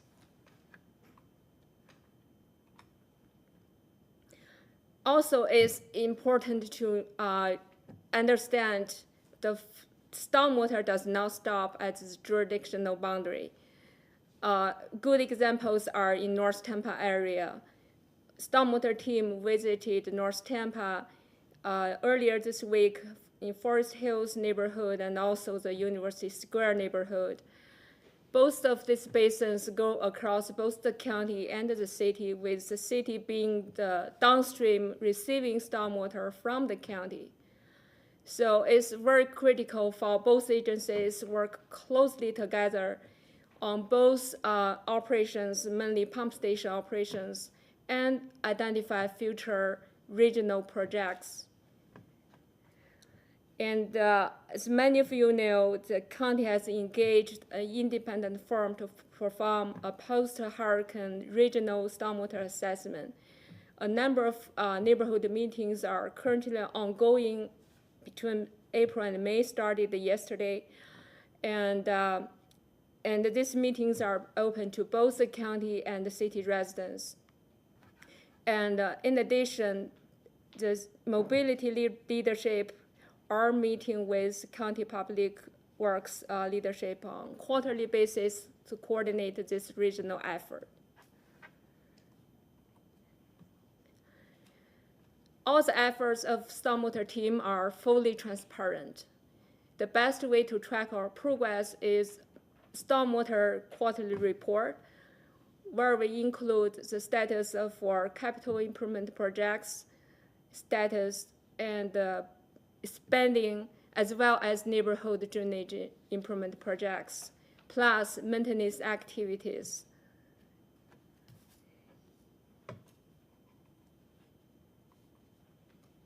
And you can track these reports online or scan the QR code here. Since March this year, we have added monthly maintenance reports online so that you can track the work locations and activities of our operations team, and you can also track their accomplishment with examples of pre and post photos.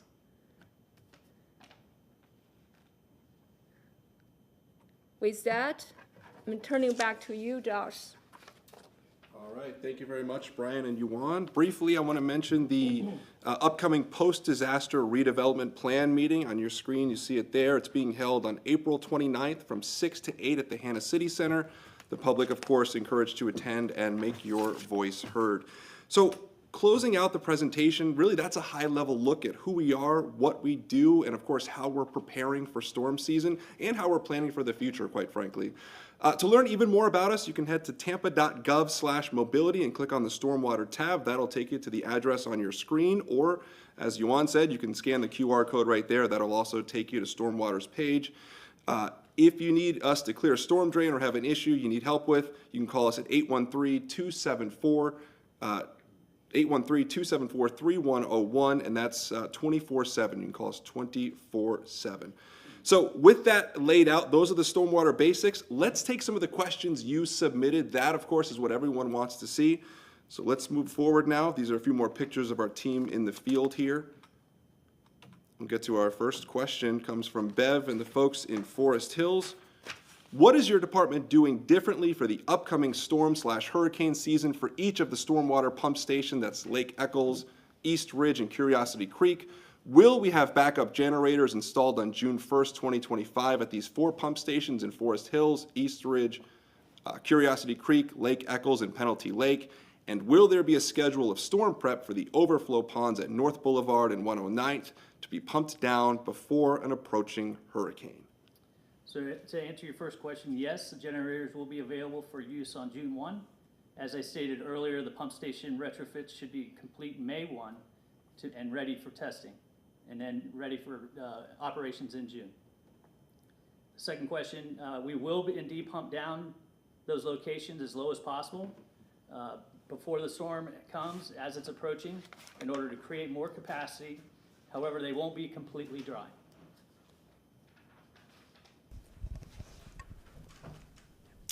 Did we get to the last part there? Riddle 3? Okay. Let's move on to our next question. Comes from Richard in 33611, Kayla in 33616, and Alyssa in 33616. They all asked, what is being done to clear the storm drains, especially in and around South Tampa? So just after the storms, we concentrated our maintenance efforts in the hardest hit areas, some of which were in South Tampa. We are now providing services throughout the city and will continue to monitor our hotspots to reduce the chances of having issues. Okay, Adam from 33611 asks, homes around Gandy and Euclid have more drainage canals than storm drains. How do we make sure these are ready for storm season, and what does a ready canal look like? So we've been clearing down trees in the canals since the storms and continue to do so. We're almost done with that. As we inspect and see issues, we will endeavor to address them as soon as we can.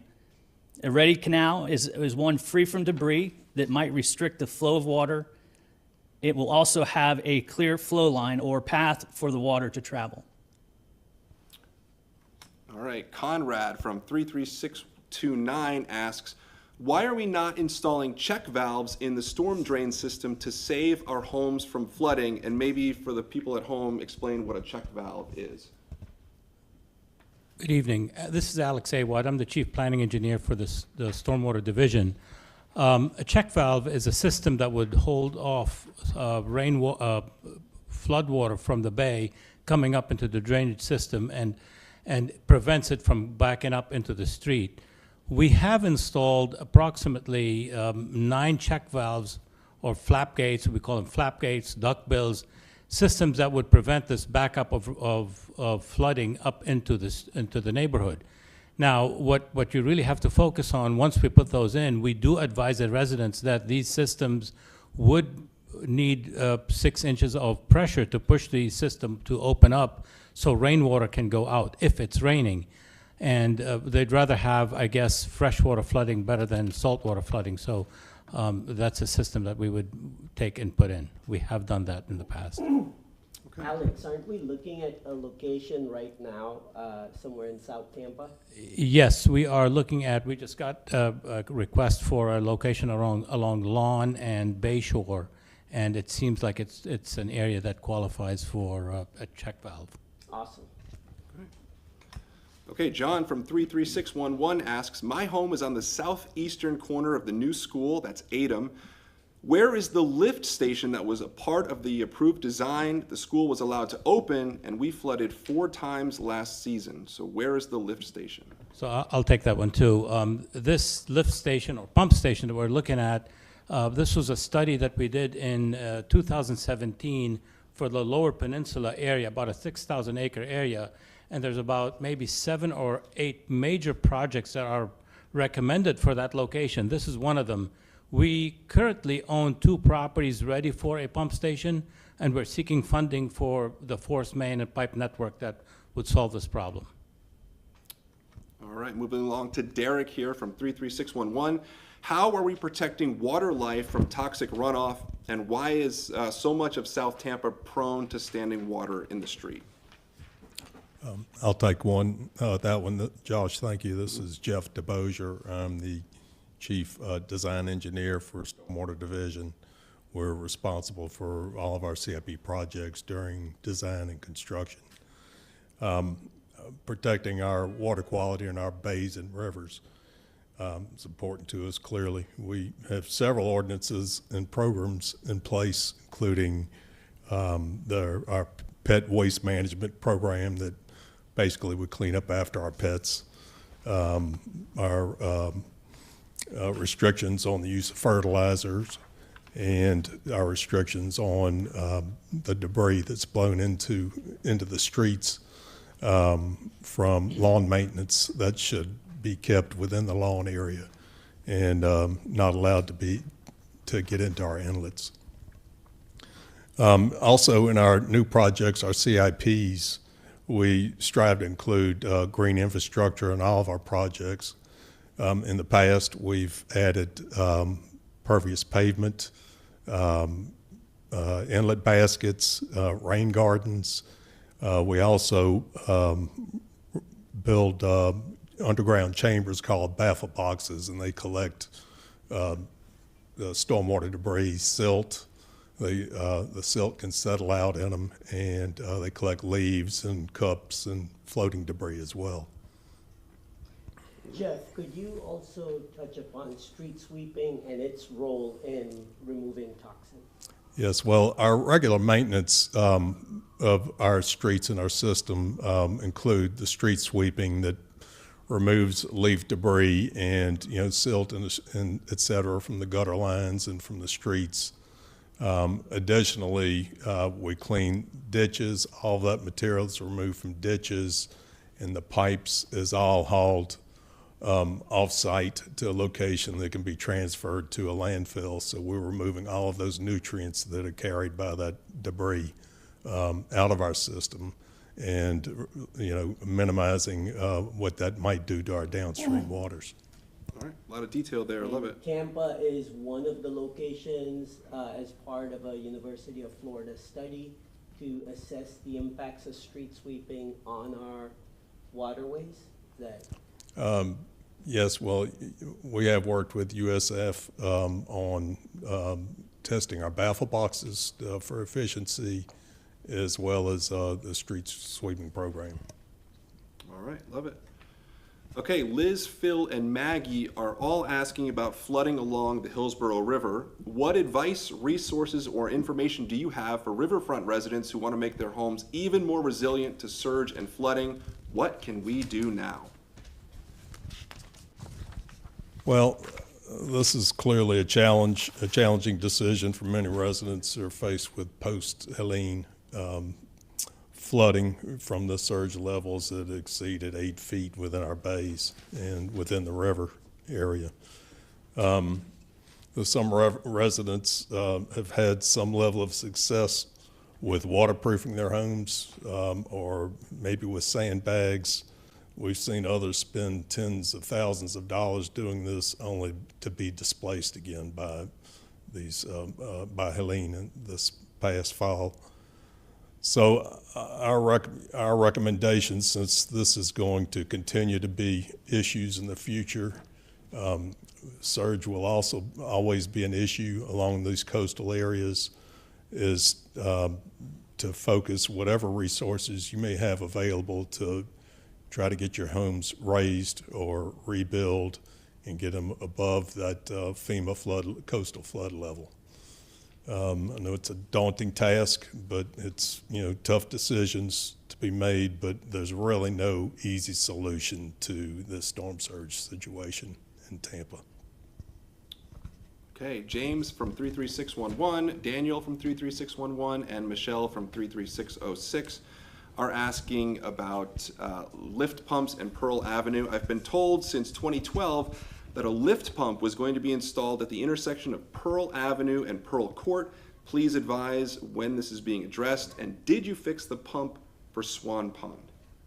So these are two different questions. The first one on Pearl Avenue is part of the Lower Peninsula study that we've done in 2017, and that was, this Pearl Avenue is one of the locations that was slated for also look at installing a pump station and a force main. We are looking for funding to do that currently. As far as Swan Pond does not have a pump station. Swan Pond is a gravity-fed system on Swan and Rome, and that system gravity feeds down to Bayshore onto the bay. All right, from 33611, Kelvin asks, given the significant increase in construction and development throughout South Tampa, how is the existing stormwater drainage system designed to accommodate the added impervious surfaces and runoff? Please provide a detailed explanation of the infrastructure in place and any planned improvements. Additionally, to what extent should flooding remain a concern despite these drainage measures? That's quite a question from Kelvin there. Good question. I'll take this one. We appreciate the question. So development activities definitely add stress to our stormwater system and should be regulated very carefully in a coordinated manner across the multiple departments here. For stormwater, our team has been revisiting our technical standard and will most likely recommend more stringent criteria to limit these activities. So second part, flooding should always remain as a concern, especially because we are facing more stress from the more frequent extreme events as well as sea level rise. The citywide watershed master planning mentioned before will evaluate these various scenarios and identify measures that the city should be taking on both engineering solutions and the capital improvement projects, as well as non-engineering solutions such as policies. May I add to that, Yuan, real quick? Because this is a really good question, Vic Bide again. I'll start with the last part. How concerned should we be about flooding? I mean, to Josh's point, flooding is, we cannot completely prevent flooding given our geography in Florida. And so that should be on the community's mind, and we should prepare for it. We are at the city doing the same. And to Yuan's point about the watershed master plan, what it really does is models every single basin, every single square foot within the city of Tampa to tell us and inform what do we need to do in terms of upgrading the system in light of the latest data and the developments that we have seen. This will yield significant benefits. It will also require resources community-wide to address our challenges.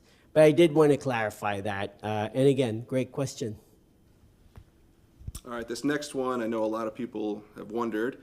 What is being done to alleviate flooding on Bayshore, and are the pumping stations on Bayshore permanent? Okay, I'll take that one.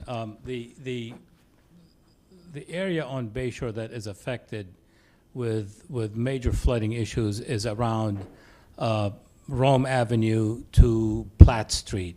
The elevation of the roadway at that location is elevation 3. So it's very unfeasible to raise the seawall, sidewalk, roadway, driveways. So that is a monumental task. I don't know that that is something that can be accomplished. The other question is about the pump station. The pump station, I believe, in question is a sewer pump station, not stormwater. There are no pump stations for stormwater on Bayshore. All right, thank you, Alex. Amy from 33604 asks, our street in the Lowry Park area needs a curb and gutter system connected to drainage ditches to control and prevent the runoff that's happening directly into the Hillsborough River. How does a neighborhood go about requesting information and having a survey done to make that happen? P.S. It's bound to worsen as Tampa Zoo continues its growth and expansion. So I'll take that one too. The area around Lowry Park Zoo, west of Lowry Park Zoo, is kind of on a hilly side. And so there are every kind of drainage system you could think of there. There are ditches, there are curb and gutter, and there are also edge of pavement flow to the drainage system and onto the river. If there's an area, specific location that needs to be addressed with curb and gutter, or you observe flooding, please call 813-274-3101, and we will take a look at it and see what we can do to improve the drainage at that location. Thank you. All right, thank you for that. Ronald with a very detailed question here. Why does the city of Tampa allow fill in the lower Hillsborough River floodplain without equal excavated compensation? This is not a policy that protects from future flooding and is certainly not a resilient policy. Okay, I'll take that one too. The Hillsborough, there is no moratorium on development in Tampa. So you can develop, but there are stringent requirements to develop in a floodplain or in a velocity zone. So you can develop, but we have requirements for major requirement for development for difficult locations like this one. Thank you. May I add to that? And this sort of activities are also subject to federal and state regulations. Mel has several questions here. How is Tampa working to resolve water damage caused by Hurricanes Hilton and Helene? Approximately how many individuals are working on the issue? Does this include government employees? What progress has been made thus far to address the issue? What is the end goal for the resolution of the issue? Have any policies or publications been created to address the issue or prevent an occurrence like this from happening again? Mel, that's a great question. That's why we're here, to share how we're preparing for the storms. But you have several good questions. What is the end goal? Let's start with that and work backwards. The end goal is for our operations and maintenance team to make sure that our existing stormwater system as designed is clear of debris and maintained to the best level possible. While we do that, we're also going to do micro projects like Brian mentioned in Palmacia Pines, where we may be adding additional inlets or extending pipes and things like that. So we're doing that, and we're doing that with in-house forces. We're doing that with regular contracts that we have, annual contracts to go out to ponds and ditches and things like that. And we've also added additional resources through emergency affidavits. To give you a couple of examples, just last week, Brian and I executed 2 emergency affidavits worth $2.25 million total, $1.25 million to catch up on the large number of backlog of cave-ins that we've had, stormwater cave-ins throughout the city. Our crews are working on it, but we're going to get external support for it also. And then the other is using specialized equipment and cameras to clear out and jetline a lot of our piping systems, again, to augment our team, but to get even more done. And also use those cameras to do TV inspections. These are little cameras that go through the pipe system and tell us about the condition of the pipes themselves so that we can be sure that they're actually cleared after jet lining is done. So it's all hands on deck for us. We actually have a pump station that is being constructed in Copeland Park, and that will be completed by July. So a little bit into the hurricane season, but definitely well before we typically experience the very larger storms, if you will. How many individuals? 62 individuals on our operations and maintenance team, and we have a stormwater engineering and planning team of about 23. And just to give you an idea, that is about the size, if not larger, of most major consulting firms that have an office in Tampa Bay. So 23 engineers and planners are working on our stormwater system, on our watershed management planning. So I'll leave it at that. Thank you. All right, Mel, we got a lot of your questions there. Andrea from 33605 asks, once work has been scheduled, when is the homeowner notified that work is taking place near and in their property? So this is Brian Roger again. For common maintenance work, notifications aren't usually sent out. A technician might knock on the resident's door if they have questions. If we're working in the area for more than a week affecting traffic or access, then we'll hang door hangers with contact information on them. There's a very different process for capital projects. They're much more elaborate and detailed in their communication process. But if you have any questions when you see the crew, feel free to pull them aside and talk to them, and they should be able to answer your questions. And if not, call 813-274-3101.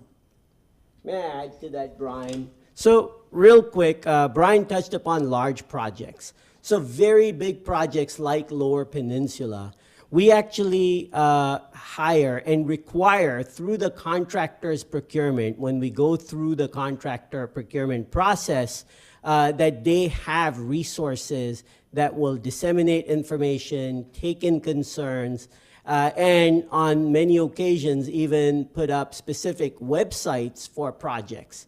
So for the MacDill 48 project, for example, in the Lower Peninsula region, this is just one example. The website is lpstormwater.com. That really stands for Lower Peninsula Stormwater.com.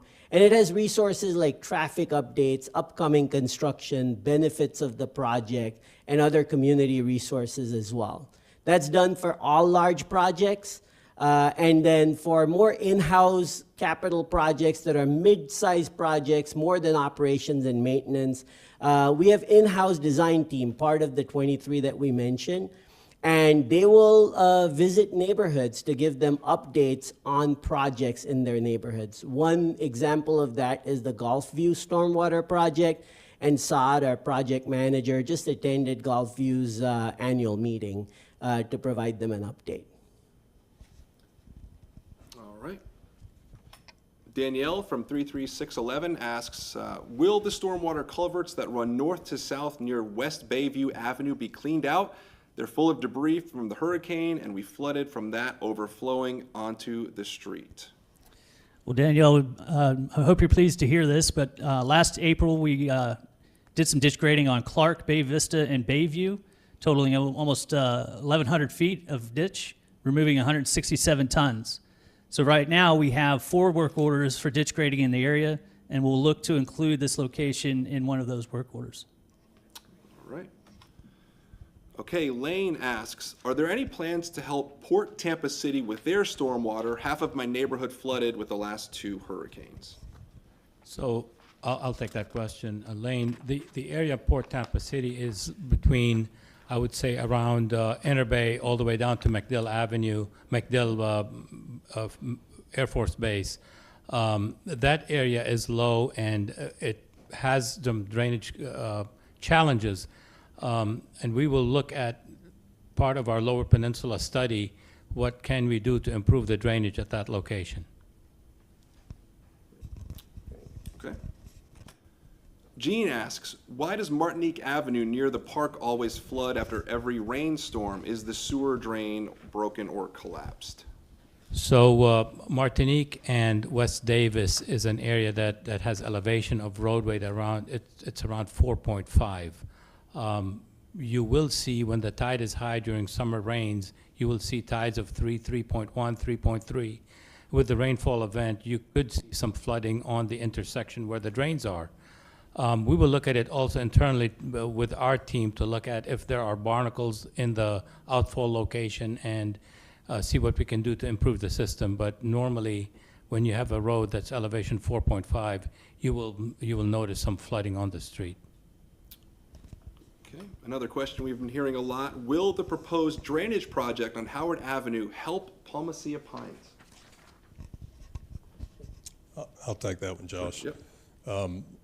Yes, our intention is to solve everything that we can within Palmacia Pines. We do have limitations on resources, or mainly funding, but our team is hard at work trying to see what they can do for both Parkland Estates and Palmacia Pines. We have work that just is wrapping up there as well. All right, Tania asks, how are we handling the blowing of yard waste down our stormwater drains? That's an important question. Brian, you want to take that? Yeah. Go ahead. We all know that that is illegal. You're not supposed to blow your yard waste out into the road. But with our street sweeping program, we can pick up a lot of debris, hopefully before it does drain into the drainage system. And if code enforcement does witness the event, they can cite the owner of the home. But otherwise, I would encourage everyone to encourage their neighbors to not do that. I would just add the city will continue messaging as well, reminding people not to blow stuff down the drains. Yeah, and to emphasize Brian's point, as community members, please do talk to your neighbors about this. Oftentimes, we see yard waste either from community or contractors. So you've got a lot of yard contractors out there doing work during certain times of the year. And we do put out a lot of messaging through our social media and all, so please do share with the community. Thank you. Sure. And if you were watching at the beginning of the show, of this presentation, you'll see that we were digging out all organic material off of a grate. So that's what flows into our systems, and you can help prevent it. All right, our last submitted question here comes from Stephanie at 33616. What can residents do to support stormwater services? Yeah, thanks, Josh. If I could take that. And Stephanie, this is a great question. I mean, the short answer is do what Stephanie does. Advocate, educate yourself on what the issues are. Work with the city, with policymakers, with the administration to request more resources. You have heard from our team today that we have studied several of our challenging areas with stormwater needs, and they're lacking resources to get the projects done, be it the pump stations or be it ponds and things like that. So this is a conversation that includes the community, that includes the administration, that includes council, and we have to decide what we want to do to alleviate stormwater challenges within our community. On our end, we're committed to keep doing what we do and up that as needed to address our challenges. Our hope is that this season, isn't as severe as last year, but we're going to be prepared for the worst. I think that was our last question. I think, so if I may, I just want to highlight a couple of things and repeat a few items. Again, in line with the theme of Stormwater 101.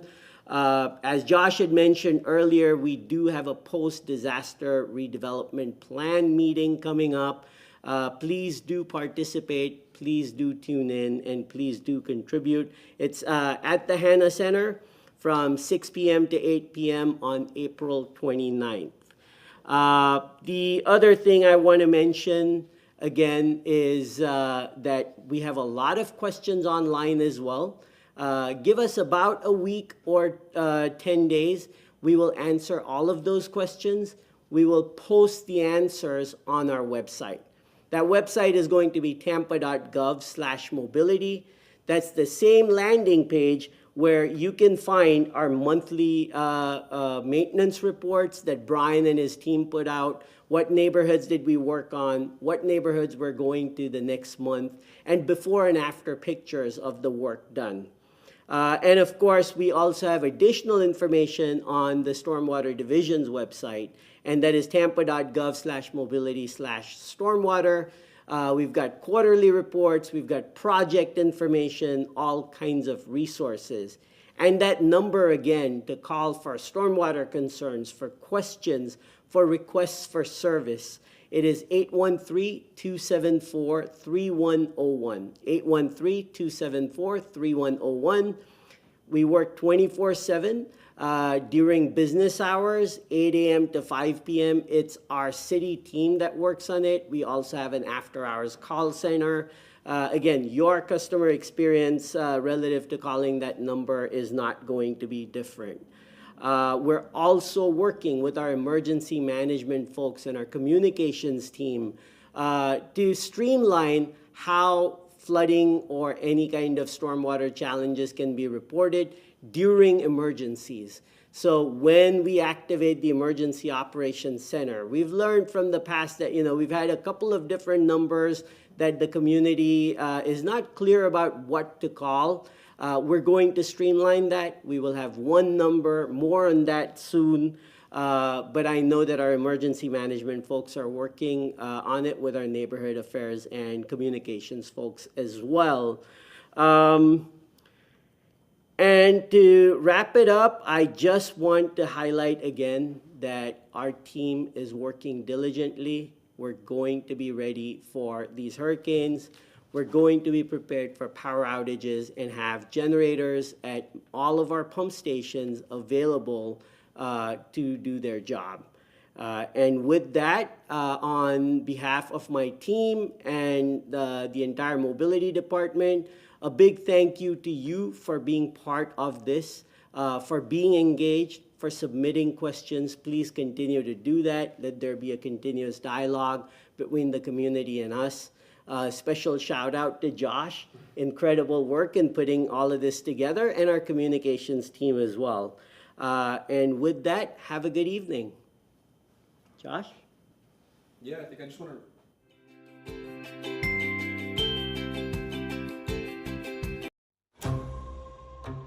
In the heart of the city, a river that once pulsed with industry sat forgotten, neglected, its potential hidden beneath decades of industrial decay.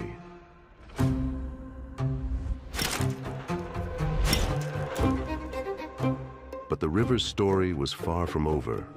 It all started with an idea, a vision of what the river could be. But dreams like this require more than vision. They require struggle and determination. And for decades, the river's transformation would be a battle. By the mid-20th century, much of Tampa's riverfront had become a shadow of its former self. Industrial buildings, piers, and warehouses that had once supported a thriving economy now lay abandoned or underused. The once bustling waterfront, now isolated from the city, was in desperate need of renewal.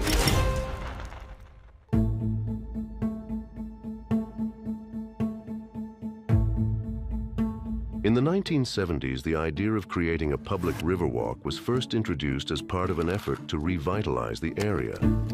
Tampa Mayor Bill Poe played a significant role in imagining a park and walkway along the Hillsborough River, which would reconnect the community to its waterfront. The early vision for the Riverwalk faced immediate challenges due to financial constraints. I tried to do it. The Riverwalk is going to be a great thing. I think I put about 10 planks in. We stopped, and I said, good Lord, we don't have the budget. We can't do this kind of stuff. And so we did not. By the time Pam Iorio took office in 2003, Tampa's downtown was still struggling. Although the city's economy was recovering, there was a growing public appetite for urban renewal, and waterfront development was becoming increasingly popular in cities across the country. The project's financing remained contentious. Securing the necessary funding, particularly a $20 million fundraising campaign, while competing for state and federal grants, posed significant hurdles. The Riverwalk also faced competition for attention and funding from other pressing public projects. Furthermore, the economic downturn of the late 2000s, along with the global financial crisis of 2008, cast doubt on whether the project could ever be fully realized. Mayors Martinez, Friedman, and Greco added the Tampa Convention Center, Florida Aquarium, the Waterside Marriott, and Coton-Chobe Fort Brooke Park to bring the public to the riverfront. But the story is far from finished. We built upon what Mayor Greco had acquired for the city. Then we did our part, and then Mayor Buckhorn added key elements to the Riverwalk, and now Mayor Castor is expanding it even more to the west side. It's that continuity and vision of leaders that really creates tangible progress for our residents, which is what it's all about. Every mayor since Bill Poe has done their share and done a portion. For some, it was a higher priority than others. For me, it was the highest priority. I think that one of the beautiful aspects of the city of Tampa is that they've had sort of the right mayor at the right time, and each mayor has built off of the progress from the previous mayor. It very much was like a relay. Each mayor passed it on to the next mayor, and sometimes a lot got done, sometimes not much got done, but certainly in the last couple decades it really gained momentum. But it was really interesting to see this sort of legacy of all these mayors who'd had a hand in it. In 2002, mayoral candidate Pam Iorio promised to push forward with the Riverwalk project if elected. Mayor Iorio focused heavily on urban renewal and the development of the Riverwalk as a central feature of the city's downtown. She won the election and took office in 2003, immediately setting the Riverwalk project back into motion. It was the first week in office. Actually, it was my first day that a staff person put on my desk a development agreement to sign that had not been signed by the previous mayor. It was really just a mistake that he hadn't signed it. And it was to give the go-ahead for a condo tower to be developed on Curtis Hickson Park. And that wasn't my administration's vision. We had a different vision. And it wasn't without controversy, for sure. I mean, a lot of controversy. But the first thing is I didn't sign that because I just don't believe that we put a private condominium on public parkland. What Mayor Poe had the vision for is that the river should be accessible to people, period. And he called this Riverwalk. Then I think Mayor Martinez ushered in the idea of real redevelopment along the river. The convention center could have gone anywhere. He chose that to redevelop the downtown to be a catalyst. It wasn't until Mayor Greco that the idea came that, okay, Marriott, you want to come and be a hotel, you've got to build this sidewalk out here that we're going to call the Riverwalk. And then Mayor Greco bought Coton-Chobe Park, the land that Coton-Chobe Park's on. And again, we're going to put this sidewalk in this, and we're going to call this the Riverwalk. So we decided that it was time that the Riverwalk came to fruition and that we connected in a way that also connected the various assets within our city. So we said, you know when your end date is as mayor, and said, look, one thing that's really important to me is that one, that we have the master plan that we can hand off to future mayors, and two, that we have that entire stretch from Channelside to the Stratus Center permitted with the Army Corps of Engineers. Particularly that one area at the Curtis Dixon Waterfront Park that went off past the Sheraton. I said, that way, if money ever comes, it'll be permitted. Well, sure enough, that's exactly what happened, because when Mayor Buckhorn was in office and they had the stimulus money, it was construction ready because it was totally permitted. And that's why we were eligible for that money in order to build that segment. And that segment was critical. I was so pleased when Mayor Buckhorn just continued that investment, because that segment is what connected Curtis Dixon Waterfront Park to the USF and MacDill Park, which then went on into Channelside. So without that, it was really rough. You didn't have that connectivity, but he got that done, and I was so pleased. By 2014, former Mayor Bob Buckhorn reached a major milestone when a federal transportation grant was awarded. The grant funded the completion of the Kennedy Boulevard extension, connecting several previously isolated sections of the Riverwalk into a continuous 2-mile-long path. Bear in mind, when I came into office in 2011, we were mired in the worst recession since the Great Depression. Our property tax revenues did not rebound to 2009 numbers until 2019. So my entire time as the mayor, we literally had no money. And so we had to really be creative in terms of getting the seed corn, if you will, the funding or the grants to do big projects like this. And so Mayor Iorio had started pursuing grants in Washington, D.C. through the Department of Transportation called Tiger Grants. Tiger Grants are usually used to fund transportation-related projects. Mayor Iorio was turned down in a very, very competitive process. And so when I came into office, we went after that Tiger Grant really, really hard. So we really worked our Washington, D.C. connections. And we had to make the case to the grant givers that a Riverwalk, while it's not a traditional transportation project, if you look about how it's going to be connecting areas of employment to areas of housing and creating alternative opportunities for people to move through the urban core, that they need to look at this in a different way. And so I think we were turned down one more time, and I think when we went back the third time, we were able to succeed and get, I believe it turned out to be about a $10 or $11 million grant from the federal government, which we then married to $4 million that I put into it from the city, which gave us the resources to do the last and largest leg and literally connect the dots. I mean, it took a lot of work and a lot of relationship building and a lot of lobbying. We would not have been successful had Bill Poe in 1974 had the idea of selling wooden planks where people could buy and put their family's names on it to begin the construction of that Riverwalk. Every mayor since Bill Poe has done their share and done a portion. For some, it was a higher priority than others. For me, it was the highest priority. But I couldn't have done what I did had it not been for Bill Poe and Bob Martinez and Sandy Friedman and Dick Greco and Pam Iorio. And now Mayor Castor will finish the work that the rest of us started and get the West River project completed. So the truth is, for all the gains that Tampa's made, we are a city without much public transportation. That's been a sore point for this city, and any connectivity that you can create, which is certainly what the map of the plan, the long-term plan for the Riverwalk, I think it's 6 segments that they hope to add, 6 miles altogether, that can only help. We walk here, we bike here, we have the weather for it.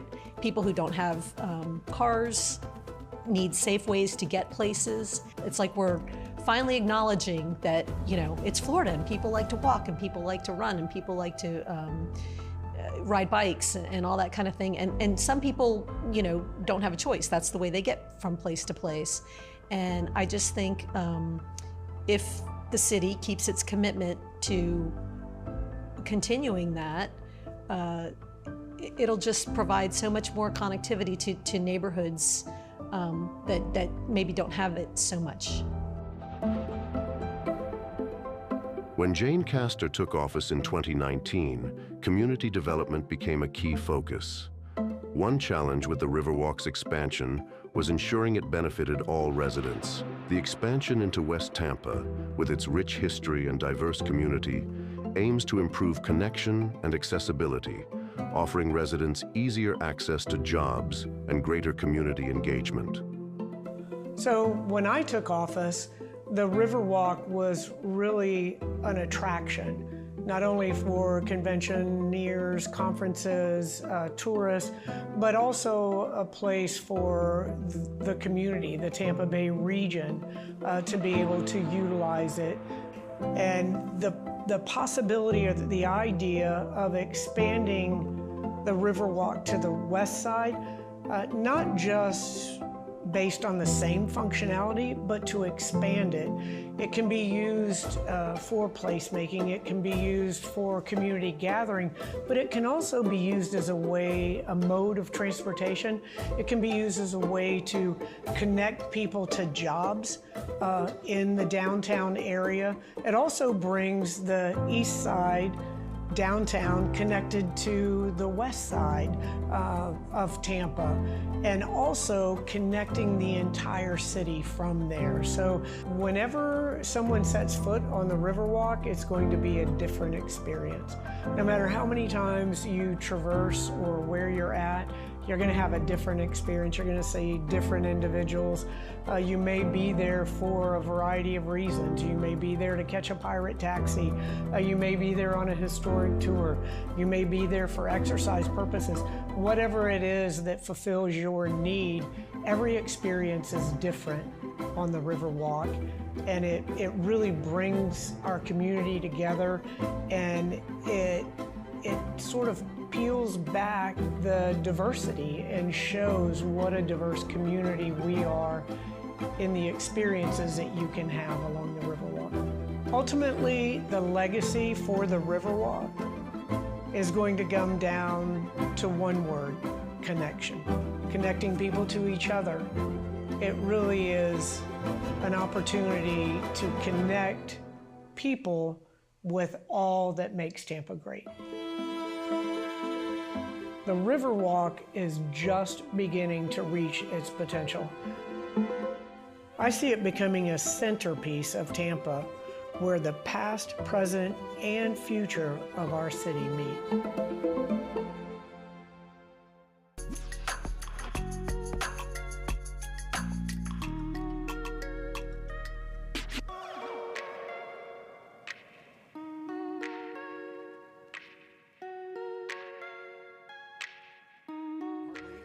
Was talking about a storm named Helene. A live look out of Tampa, Florida, ahead of Hurricane Helene's expected landfall. We brace for the monster hurricane set to slam Florida just hours from now. Flooding again we saw hours ago. I know conditions have deteriorated.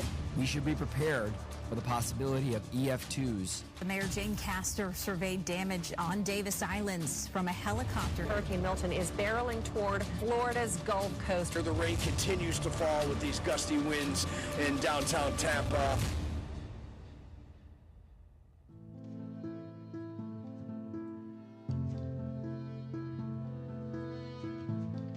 You were standing in the wake of devastation. You were waiting on the edge of the unknown. And with the cataclysm raining down, inside's crying, save me now. You were there, impossibly alone. Culbreth Bayou has really been hit very hard. There was so much just damage with our trees. So many homes were flooded. Our home was partially flooded. We have another property in Tampa that was completely flooded. Our son and his wife and their children on Davis Islands were flooded.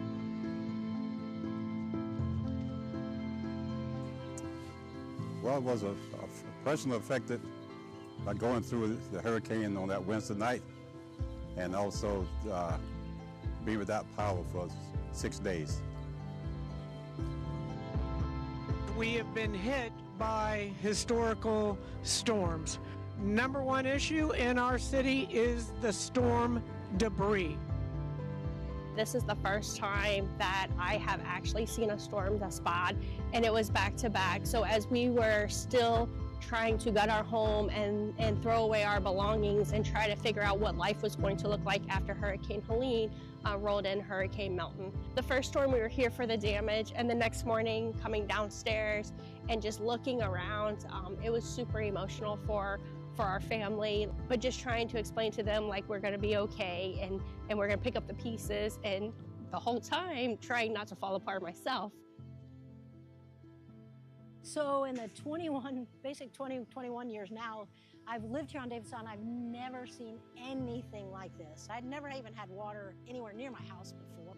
And then, you know, what was it, like 12 days later, 13 days later, there's another one coming through, and it's not necessarily as big a storm surge, but the winds. A lot of people had a lot of damage from the branches and the trees that came down, and it's never been like that before, ever. And I pray to God that it was the 100-year storm, and I don't have to see it happen again. We also talk about the guys that were picking up all of this waste. I mean, every day you would see trucks, and then you saw the big haulers with the clamps that were filling those trucks up. They picked a lot of it up by hand. Without them, it would be horrible. I can't even imagine what it would be like without having our first responders to protect us, keep us safe, give us that feeling of safety all the time, and then also having our solid waste crew constantly out here, just constantly cleaning up for months. We just can't say enough about the city workers and how much time and effort they've spent to clean up just not only our neighborhood, but the entire city of Tampa. Really appreciate for the city for their effort to come and to take care of this, because I'm going to get rid of it myself, but it'd take a few days to, actually probably a few months for me to get rid of everything. With so much help showing up, it really made a tough job easy. We were very thankful for the city workers, for the solid waste guys coming out here, guys and girls, coming out here and helping get debris. We were very thankful for the around the clock. I'm pretty sure they were working 24 hours a day, or at least it seemed like they were. So we definitely appreciate that here. Resiliency is such a great word when you talk about people from Tampa. It's real easy to just walk away. I could have just said, for sale, I'm out, I'll go buy a new house up in Wesley Chapel and have money left in my pocket. And again, this is my home. This is where I want to be. This is where my friends are. I love this neighborhood, and I'm a professor at USF, so it's not like I make $1 million a year, but I'm going to figure it out because this neighborhood is worth that. And this city has done great by us, and it's worth staying here to make it work again. And I love it here, so I'll figure it out.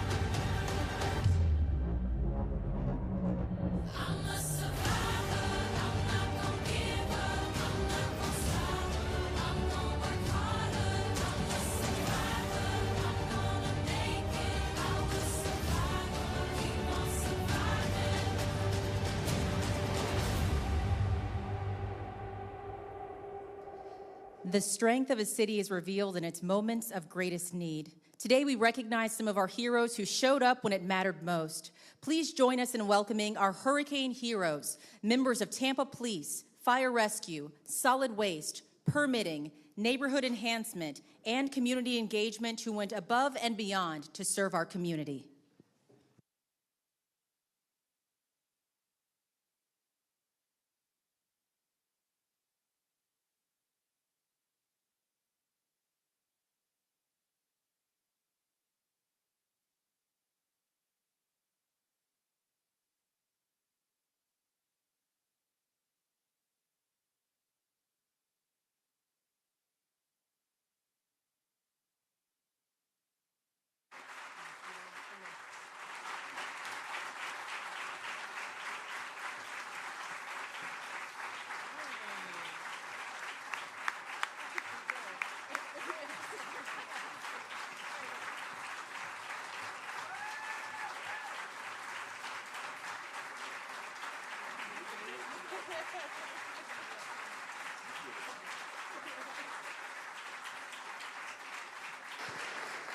Thank you all for your service.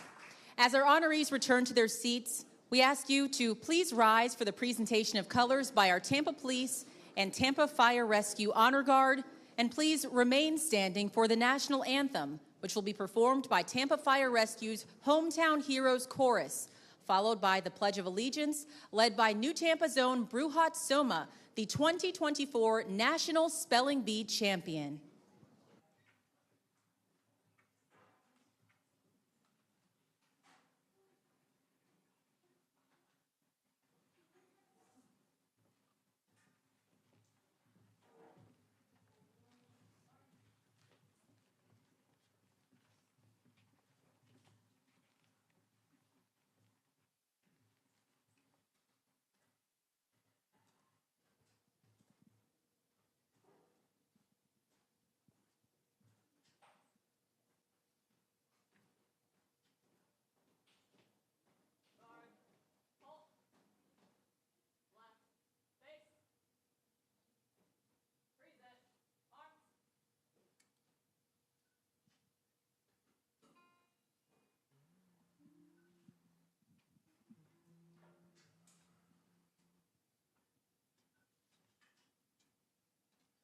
Oh, say, can you see by the dawn's early light what so proudly we hailed at the twilight's last gleaming, whose broad stripes and bright stars through the perilous fight o'er the ramparts we watched were so gallantly streaming, and the rocket's red glare, the bombs bursting in air, gave proof through the night that our flag was still there. Oh, say does that star-spangled banner yet wave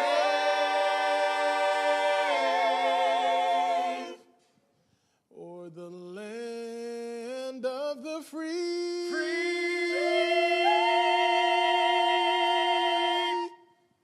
and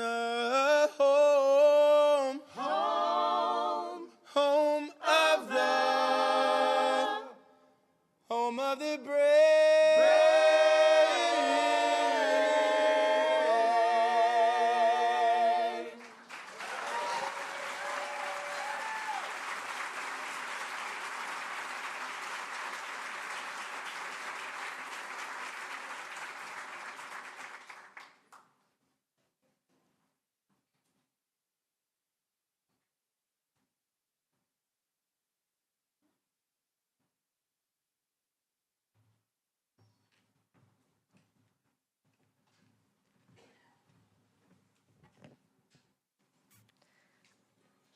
I pledge allegiance to the flag of the United States of America and to the republic for which it stands, one nation, under God, indivisible, with liberty and justice for all.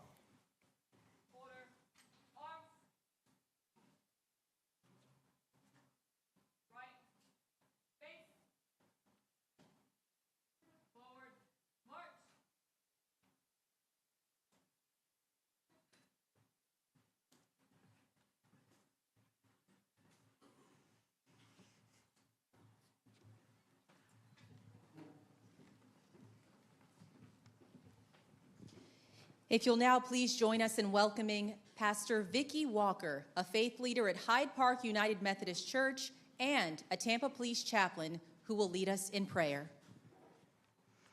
Let us pray.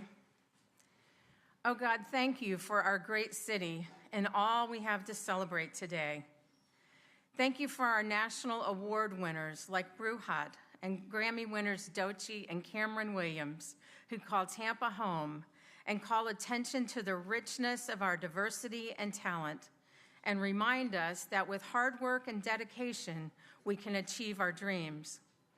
Thank you that in the midst of chaos and uncertainty in our nation, we have a strong and steady mayor and team leading us and keeping us united in our vision to create a livable, vibrant, and resilient community. As the students from Blake remind us to rise up, all we need is hope, and for that, we have each other. In many ways, the state of our city depends on the state of each of us. May we acknowledge challenges as opportunities. May we commit to do our part in caring for our neighbors and together creating the Tampa of tomorrow. In your holy name we pray, amen. You may be seated.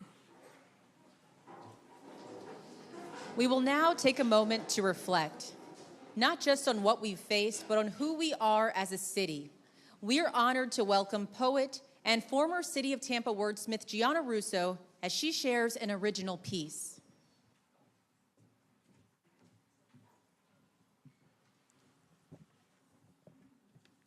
How we rose is how we rise. When chaos twice found us in a flood, we knew we could whimper or we could scream. At my son's house on the river, I fell to my knees, crawled across the floor, mopped up water and grit. I held the baby on my hip while they pulled down the drywall. At my friend's on the canal, she said, "See that line on the sofa? That's how high the water rose. The fridge actually floated." Down my street, wary blackbirds eyed grand oaks lying on their sides, roots pointing at the sky. When chaos twice found us in the flood, we knew we had two cosmic chances. So we rose up with all the strength we could muster, put on our work gloves, joined our hearts to muscle. We rushed in bringing hot meals, chainsaws, gasoline, lanterns, toilet paper, batteries, cleaners, and fans. We washed each other's clothes, wrung out the rugs. We arrived at first light and stayed till after dark, till the pile by the street was bigger than the house. When wind comes to rampage, when water comes to flood, we rise to accept our fortunes and our fate. We rise the way that blackbirds rise, lifting as one through the laurel leaves, their wings tilted toward sky.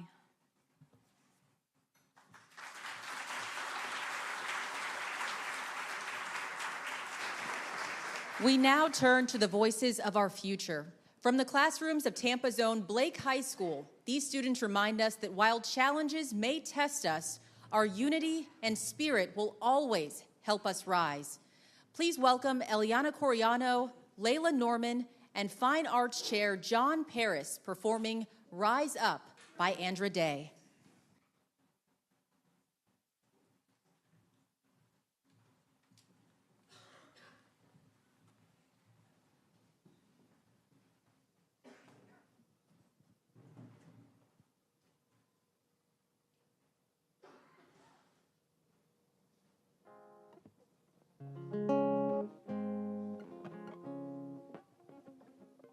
Broken down and tired of living life on a merry-go-round, and you can't find the fighter, but I see it in you, so we gon' walk it out. Move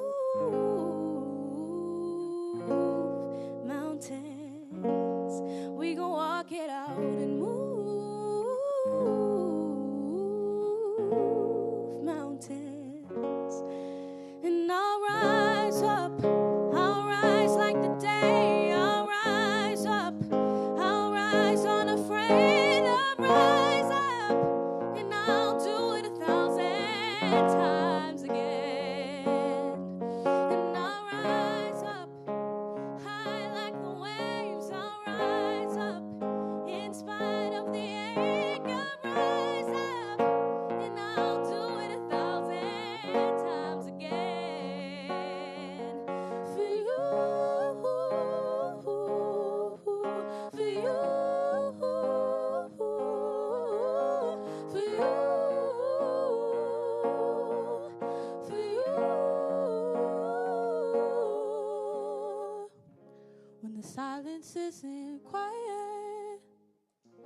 And it feels like it's getting hard to breathe. And I know you feel like dying, but I promise we'll bring the world to its feet. And ooh, mountains, bring it to its feet. And ooh, mountains. And I'll rise up, I'll rise like the day. I'll rise up, I'll rise unafraid. I'll rise up, and I'll do it 1,000 times again. For you, for you, for you, for you. All we need is hope. For that we have each other. For that we have each other. Yeah.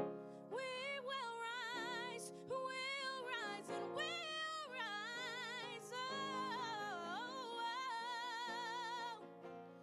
We will rise, and I'll rise up, rise like the day. I'll rise up, in spite of the ache. I'll rise 1,000 times again.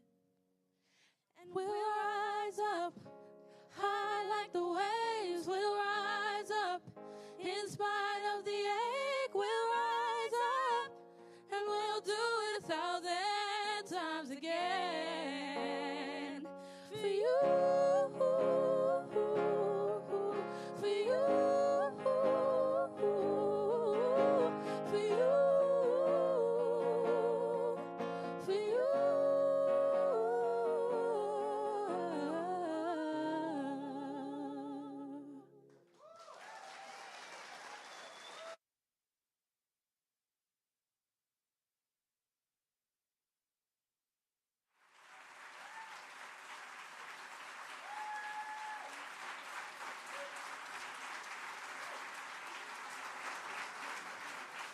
What a powerful way to begin our 2025 State of the City with reflection, hope, and unity.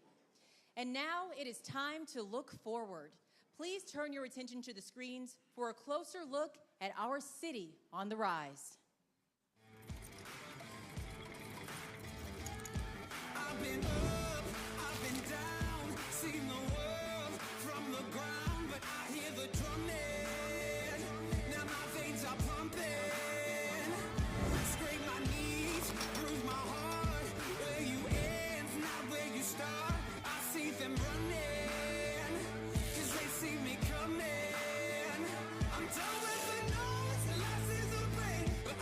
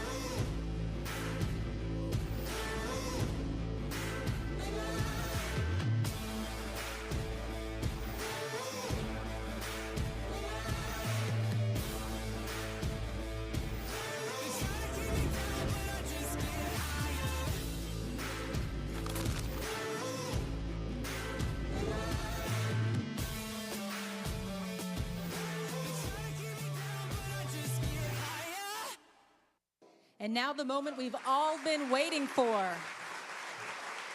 Please welcome the 59th Mayor of Tampa, Jane Castor. Oh, thank you, thank you, thank you. Thank you, thank you, thank you. Well, good morning, Tampa, and thank you to everyone who has joined us here today at this amazing River Center, and all of those who have joined us online. I want to thank Governor Martinez and Mayor Buckhorn for joining us today, and thank you for your visionary leadership and your continuing support. Also want to recognize our city council members who are here today. The Chair of City Council, Guido Maniscalco, Alan Clendenin, Charlie Miranda, Louis Vieira, Lynn Hertak, and Gwen Henderson. Thank you for being here.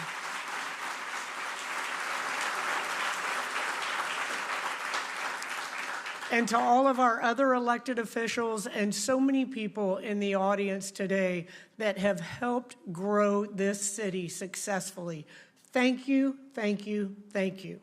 This is an amazing time.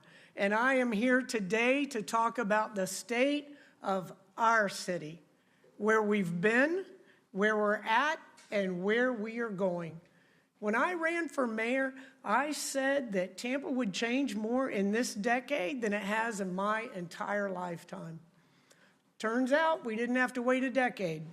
The future came fast, and Tampa rose to meet it. We are not the same city that we were 6 years ago. We've built entire neighborhoods, homes for thousands of families, and storefronts for hundreds of small businesses. We've made historic investments in modernizing aging infrastructure, including the largest upgrade to our city's water and wastewater pipes in our history. Our streetcar has gone from a tourist novelty to a daily transit solution, serving over 1.4 million riders projected this year. We're connecting neighborhoods with new bike and pedestrian paths and opening transformational parks in areas that once felt forgotten. And one of our proudest achievements is the new, soon-to-be-complete Fair Oaks Recreation Complex in East Tampa. It is a 10.2-acre state-of-the-art complex with basketball and pickleball courts, football and baseball fields, a 33,000 square foot center for all generations, and green space designed by and for the community. It is an unprecedented investment in a neighborhood that deserves the best.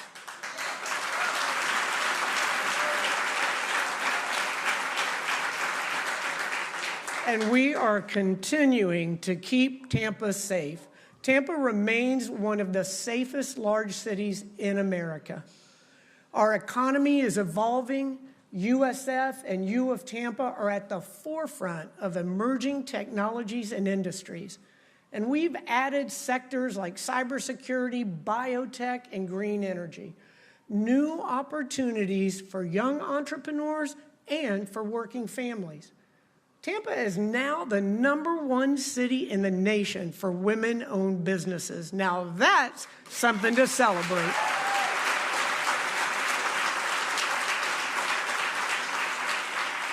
For the first time ever, Tampa's median household income is over $70,000 a year. Our bond rating is one of the highest in the nation. And our rainy day fund is solid. The bottom line, the state of our city is strong. But our strength isn't just measured in numbers, it's measured in neighbors. It's how we show up for each other during hard times.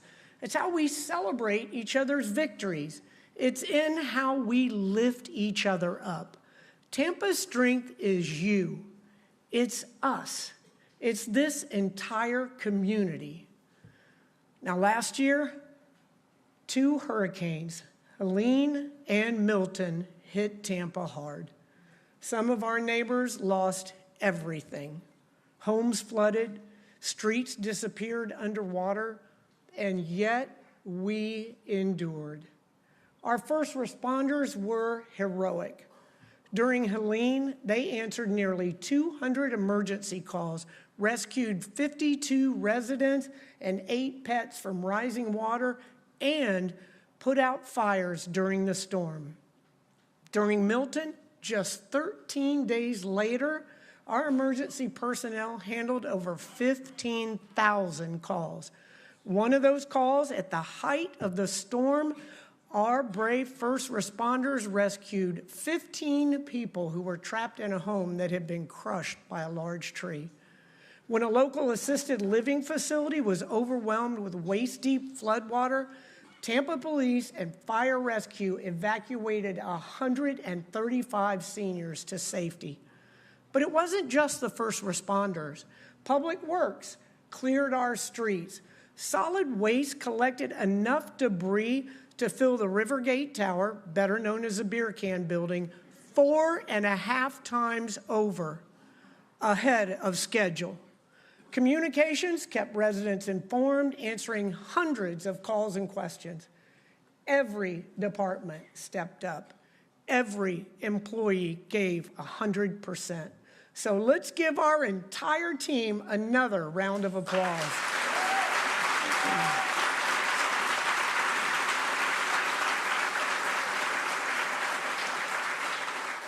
And you know, for many, life is back to normal. But for some neighborhoods, Davis Islands, Palmetto Beach, West Shore, Forest Hills, Overlook, Palmacia Pines, the devastation lingers. I worked alongside our city team members and volunteers to help many residents remove their storm-damaged possessions, their lives, from homes ravaged by Helene and Milton. I've seen the anguish and fear in the eyes of so many Tampanians, and I promise you will not be forgotten. We're working with state, federal, and local partners to help you recover. We've created a disaster assistance fund to help homeowners keep up with mortgage, insurance, and other costs during this difficult period.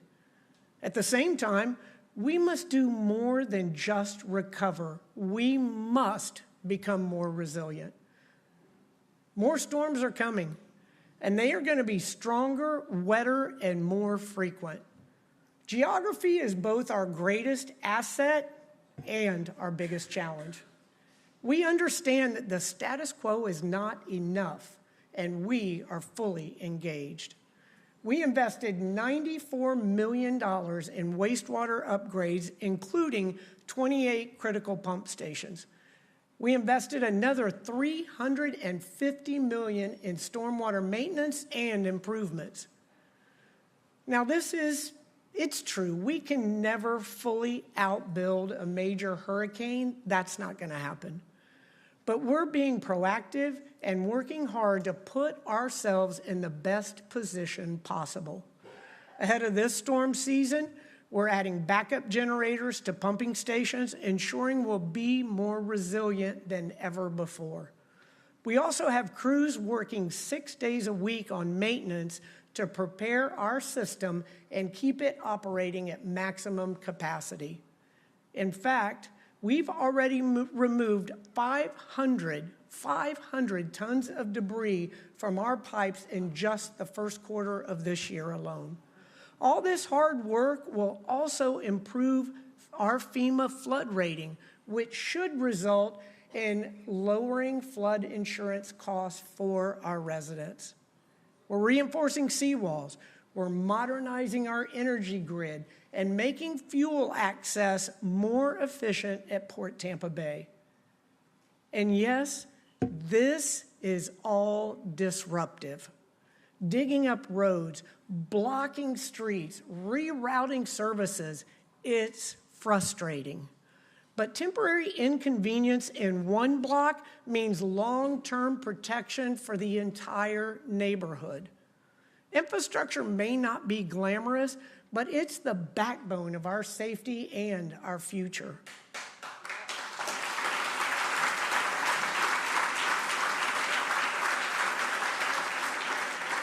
One of my very first priorities as mayor was to launch the PIPES program. It's a once-in-a-lifetime generation overhaul of our city's underground systems. To date, we have replaced 62 miles of aging water lines and 209 miles of deteriorated wastewater lines. And you know what that does? That saves millions of dollars by avoiding leaks, breaks, cave-ins, and costly repairs. We've repaired or replaced 4,800 stormwater structures and restored draining capacity across hundreds of neighborhoods. Among them is the Lower Peninsula Flood Relief Project, which includes the amazing MacDill 48 Nature Park. This stunning slice of old Florida is built around a 10-acre stormwater pond that provides major stormwater relief to South Florida. And it's a beautiful park space. Completion of MacDill 48, as intended, reduced flooding during Helene and Milton. Remember Lake Henderson, that chronically flooded area by Del Mabry and Henderson Boulevard? We all remember that. Well, Lake Henderson is no more, thanks to our collaboration with the Florida Department of Transportation. We're not just fixing pipes, we're future-proofing Tampa. Now, we have tackled some big challenges, but none have tested us more than housing. We emerged as one of America's most attractive cities, and our growing popularity sent Tampa home prices rising more than 175% over the last decade. Our housing supply could not keep up with that demand. But we didn't wait, we acted. We kept construction moving during COVID. We added 20,000 residential units, thousands of them affordable, and many thousands more are planned or already in development. We're using every tool available: accessory dwelling units, down payment and rental assistance, infill, zoning reform. Today, rental rates are back to 2021 levels. Now that's progress, but we are not done. While we welcome new neighbors to Tampa, we will not price our residents out of the city that they built.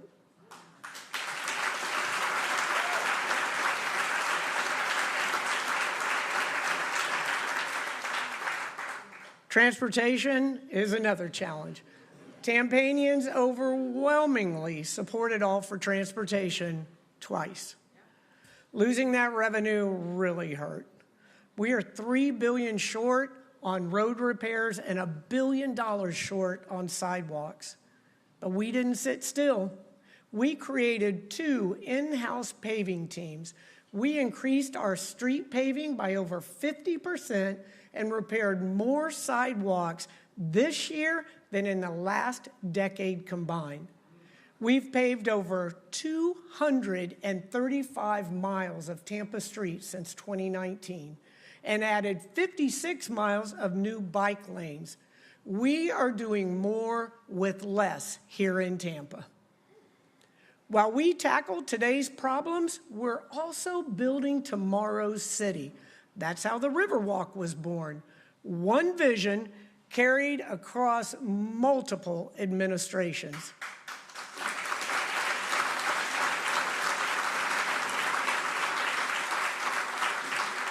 We're also building entire neighborhoods: Gasworks, Water Street, Midtown, West River, and West Shore.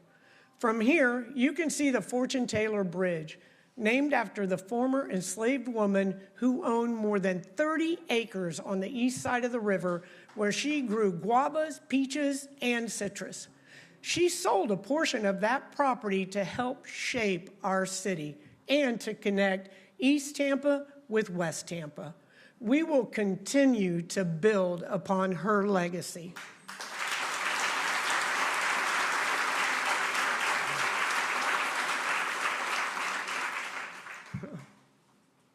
Five years from now, the view out this window will be totally different, thanks to our collaboration with the Florida Department of Transportation and the Downtown Partnership to grow and change the face of North Downtown. And none of that would be possible without one of Tampa's greatest champions, Congresswoman Kathy Castor.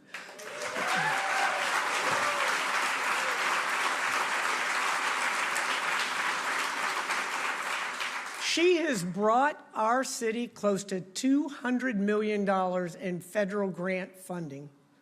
Spectacular.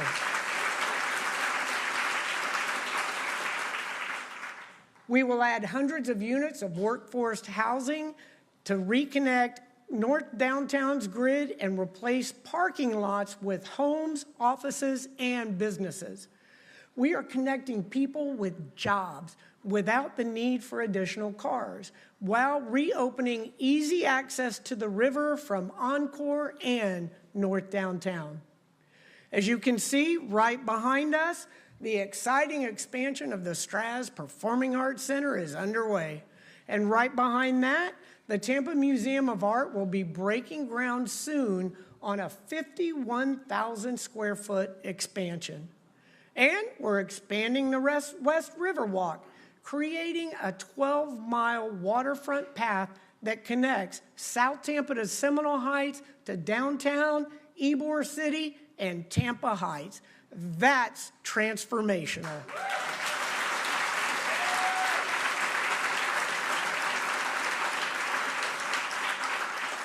And it's not just a trail, it is an economic engine and fundamental part of what makes Tampa great.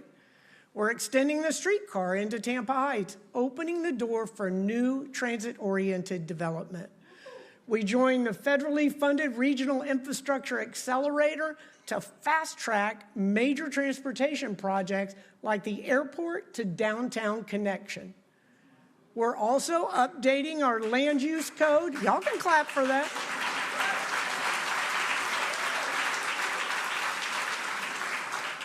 We are also updating our land use code, completing a housing needs assessment, and ensuring that smart growth respects our history. Participating in the Bloomberg Philanthropy City Data Alliance is helping us better leverage data and artificial intelligence to evaluate and address community needs and establish policies. And our partners are growing too. Tampa Airport is building an international air site to help us grow from 25 million passengers a year to 35 million by 2037. The best airport in the world. And Port Tampa Bay is investing in new berths and additional cranes while dredging the channel for larger ships to fuel our region's economy. Tampa General and USF Health are setting a new national standard for health care by creating a medical and research district, one that attracts clinical providers, academics, technology, researchers, and venture capitalists who have a vested interest in the future of healthcare. I tell you, this is Tampa's moment. We used to have to fight to get on the map. Now we are shaping that map.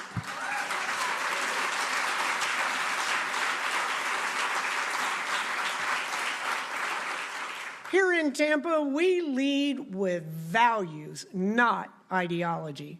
Hard work, community, courage, and hope. We are a city built by immigrants and entrepreneurs, cigar rollers and tech founders, veterans and visionaries. We are not divided. We are diverse. And that's not woke, that's Tampa.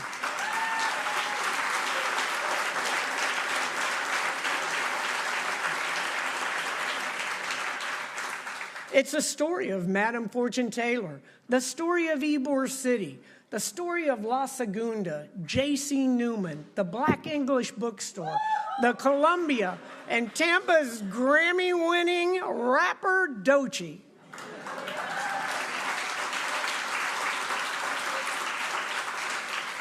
It's the story of you.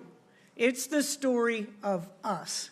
And it is the story that we are still writing together. When we lead with those values, when we invest in each other, we make Tampa a place where everyone belongs, everyone contributes, and everyone can thrive.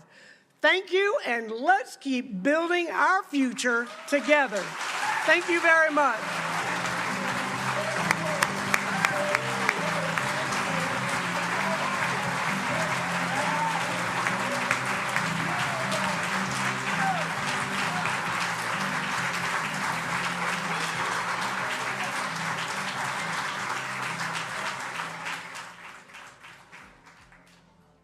Working on this City of Tampa Hannah Ave project in the neighborhood that I actually grew up in the community that I grew up in, that's big, man. Like, I get to make an impact where people from my family can drive around and actually see this building going up. It brings tears to their eyes to see that I actually have the opportunity to go out here and make a difference in the community. Stephen is a great example of our workforce initiatives. Our workforce is the backbone of our community and really is a key component of Tampa's success. We have to do all that we can to not only provide the skills necessary to get those high-paying jobs, but to connect individuals with jobs that will allow them to reach their potential.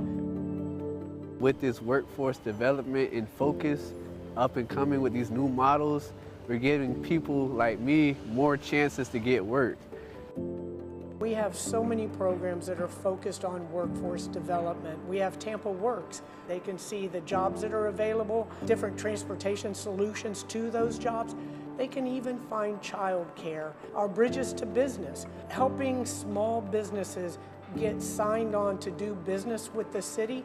We also developed the Mayor's Workforce Council, a diverse group of business leaders throughout the community that have developed a strategic plan for our workforce development.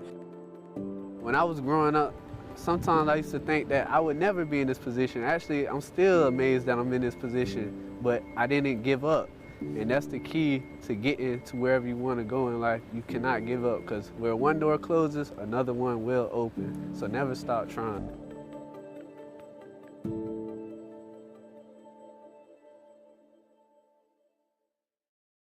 There's one thing that unites and sustains all living things on Earth: water. We need it to survive as individuals, as neighborhoods, as a city.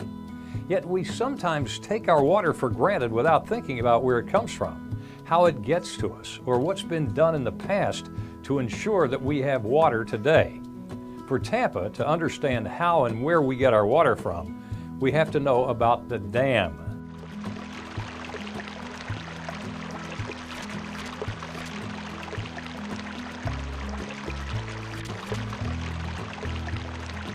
Straddling the Hillsborough River at Rowlett Park near the Rogers Park Golf Course.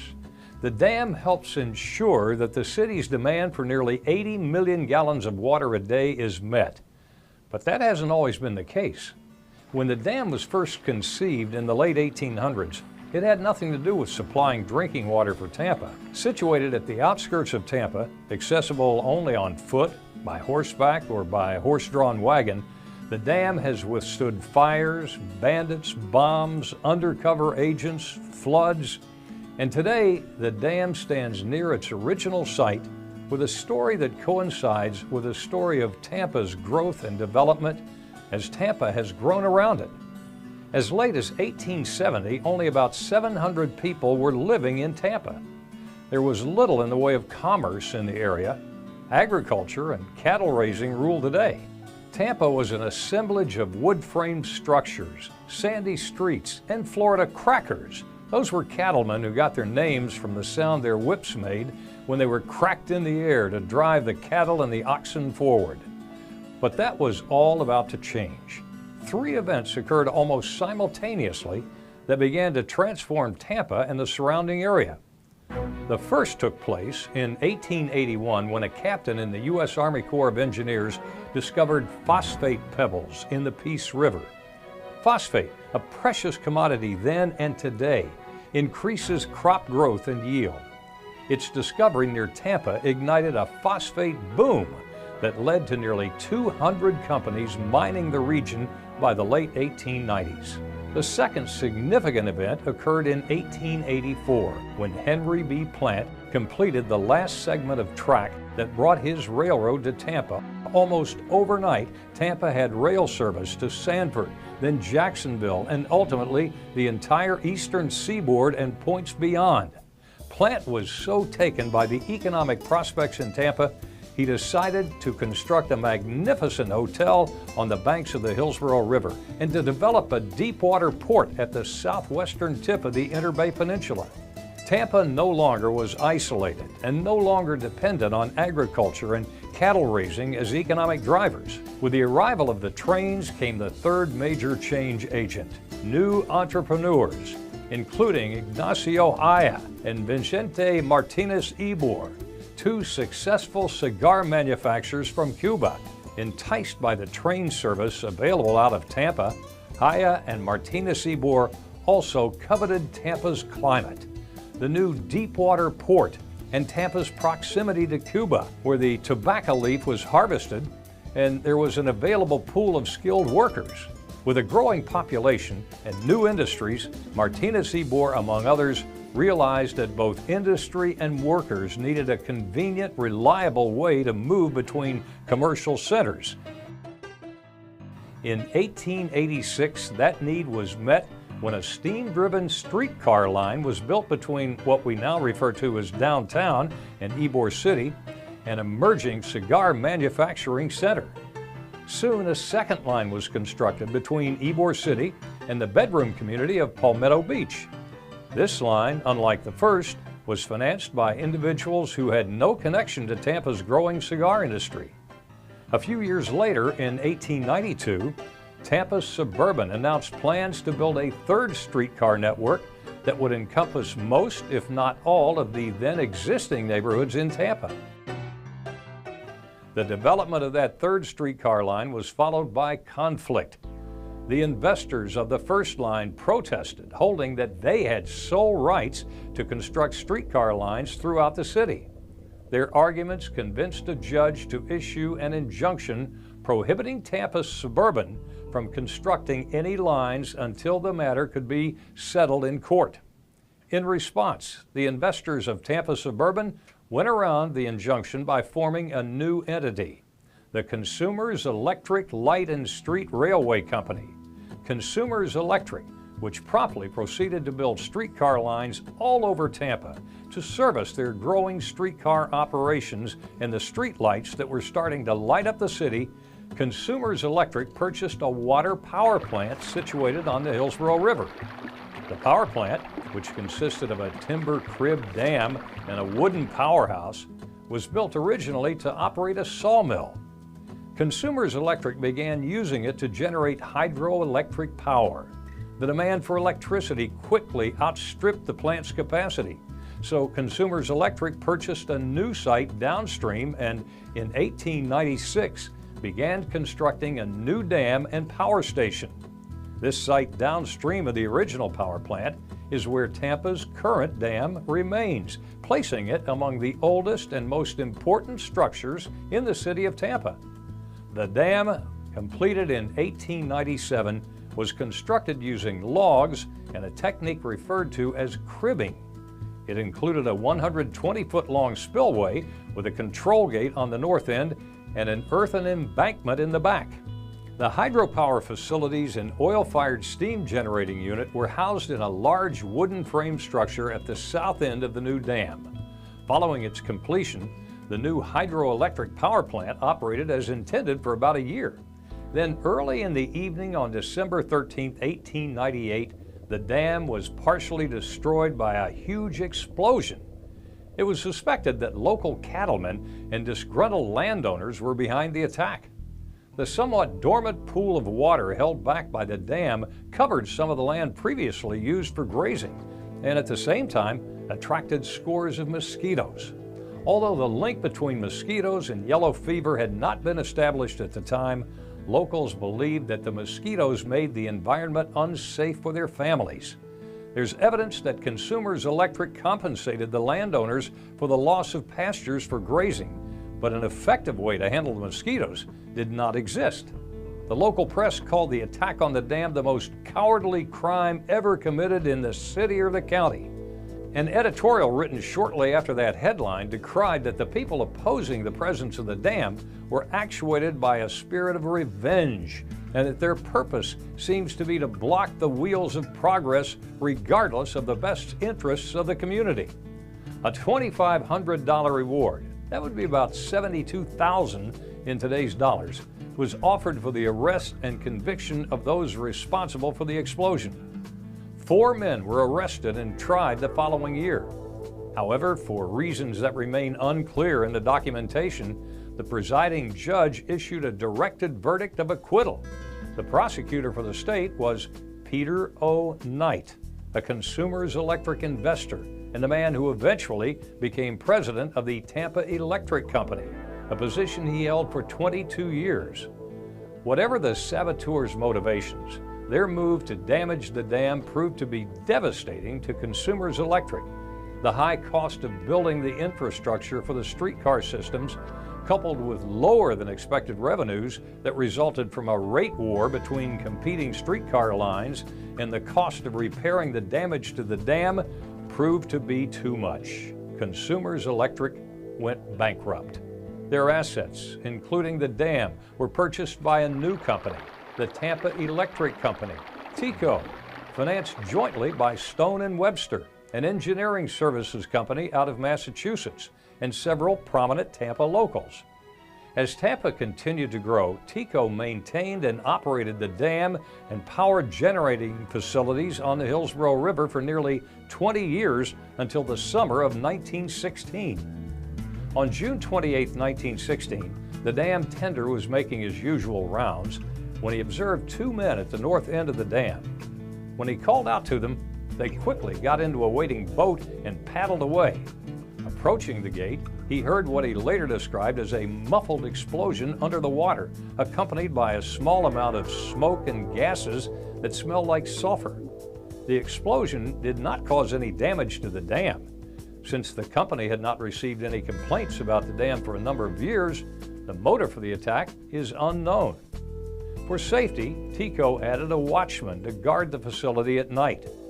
The added security helped for a couple of months and all remained quiet. And then on August 17th, a much more ominous incident unfolded. At about 1 a.m., the dam tender and the night watchman were taken hostage at gunpoint by about 20 masked men. The power station was set afire. The watchman told the intruders that unless he arrived at his nearby home at his usual time, his wife was sure to sound an alarm. The kidnappers released him, but threatened to kill him if he alerted anyone. He ignored their threat, and once released, immediately went to waken the chief engineer, who went directly to the power station to put out the fire. And meanwhile, the dam operator, still captive, heard a whistle in the distant night air.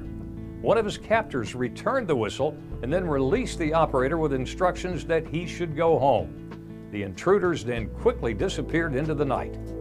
The just-released dam operator ignored his captors too and stayed to help extinguish the fire before heading home. When he got there, he discovered that the telephone wire to his house had been cut.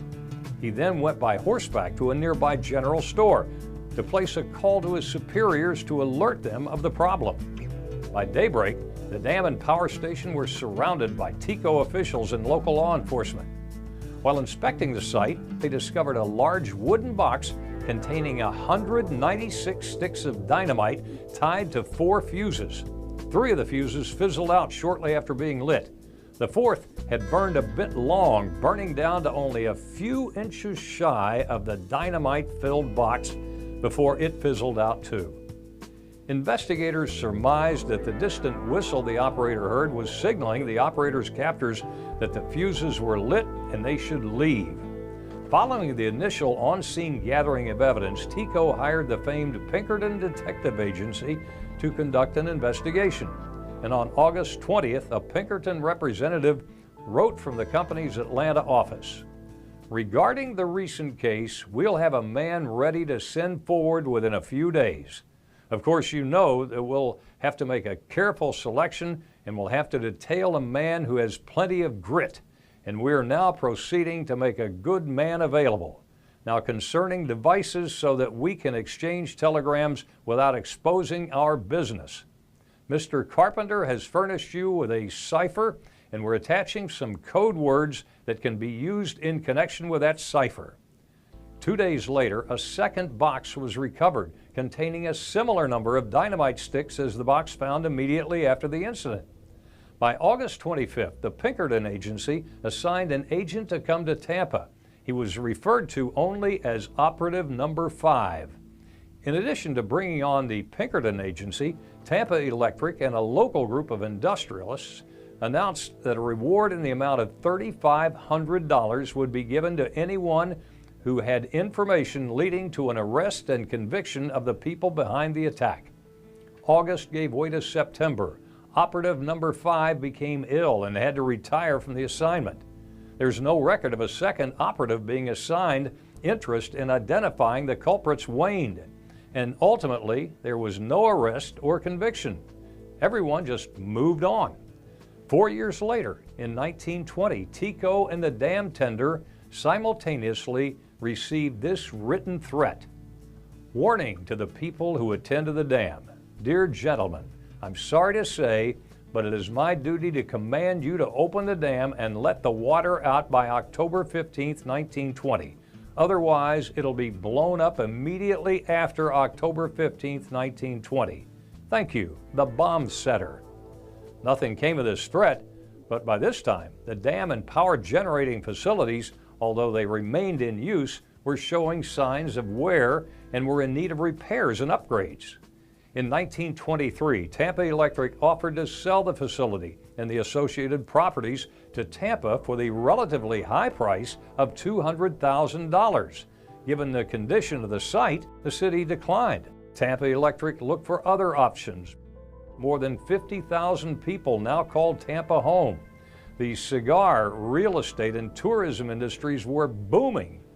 More electric power was needed. In 1925, Tampa Electric decided to rehabilitate and improve the dam and power station.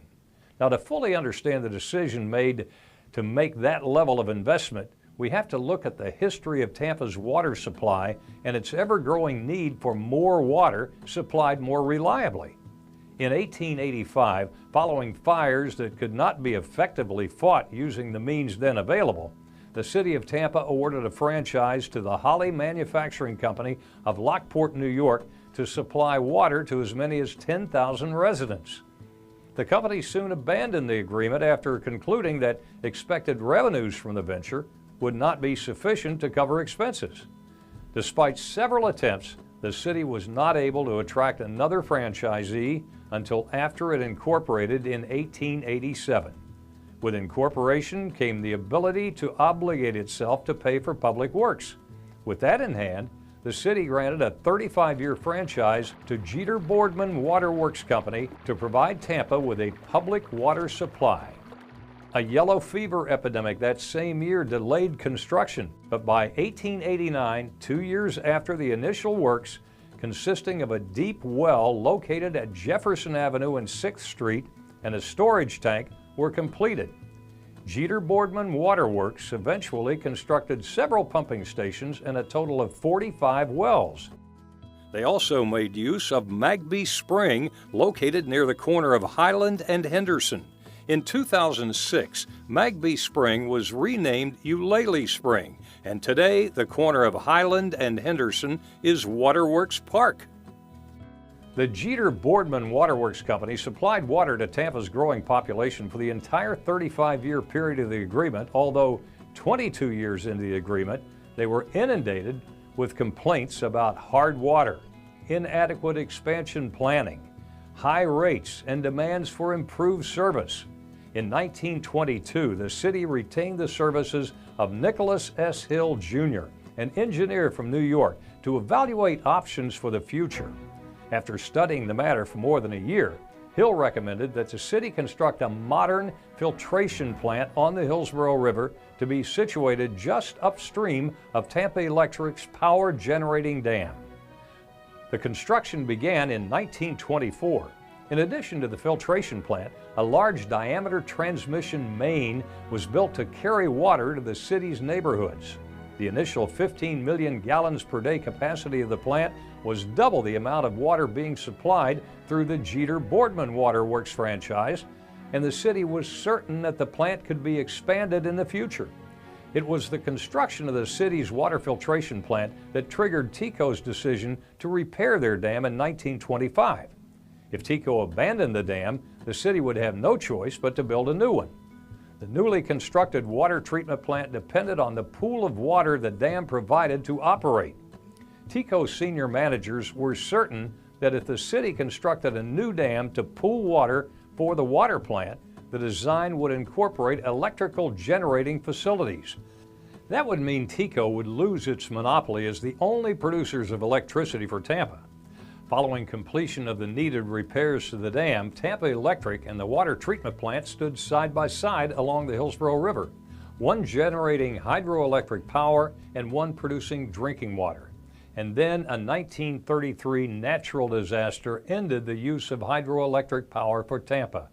It was late in the summer. A series of complex storms caused the most significant flood ever recorded on the Hillsborough River. The floodwaters overtopped the dam and forged a new channel south of the power station. As a consequence, the dam and power station no longer were on the riverbanks, but were setting on an island in the middle of the flooded river. TECO abandoned the site. After the flooding and dam failure, river levels dropped almost as quickly as they rose. The water plant was able to continue operation during the flood and its aftermath, but only at a reduced capacity. To increase the reliability of the city's water supply, Hill, the plant's designer, was authorized to conduct an assessment of options related to the dam TECO had abandoned. In a quickly prepared report, Hill concluded that the dam, if repaired, would have no continued value in the production of electricity for either TECO or for the city. The report, somewhat surprisingly, also concluded that while desirable, it was not essential to impound water for the benefit of the operation of the water production plant.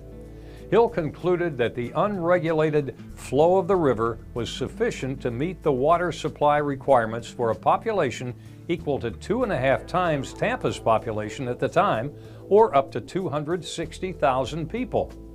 Hill also concluded that unless funds were made available from government sources, financing the repair or replacement of the abandoned dam would be difficult, and thus overwhelmed by the situation, and with an assurance from Hill that the river could reliably provide water for some unspecified period of time into the future, the city took no action. The dam remained abandoned in its battered and bruised condition into World War II. As Axis forces surrendered in Tunisia and the Allies landed in Sicily in 1943, the everyday concerns of city life continued for Tampa and its leaders, including the question of how to fund the now needed improvements to the city's water system to keep pace with an ever-growing population. The city's water production plant, completed almost 20 years earlier in 1925 and designed to treat a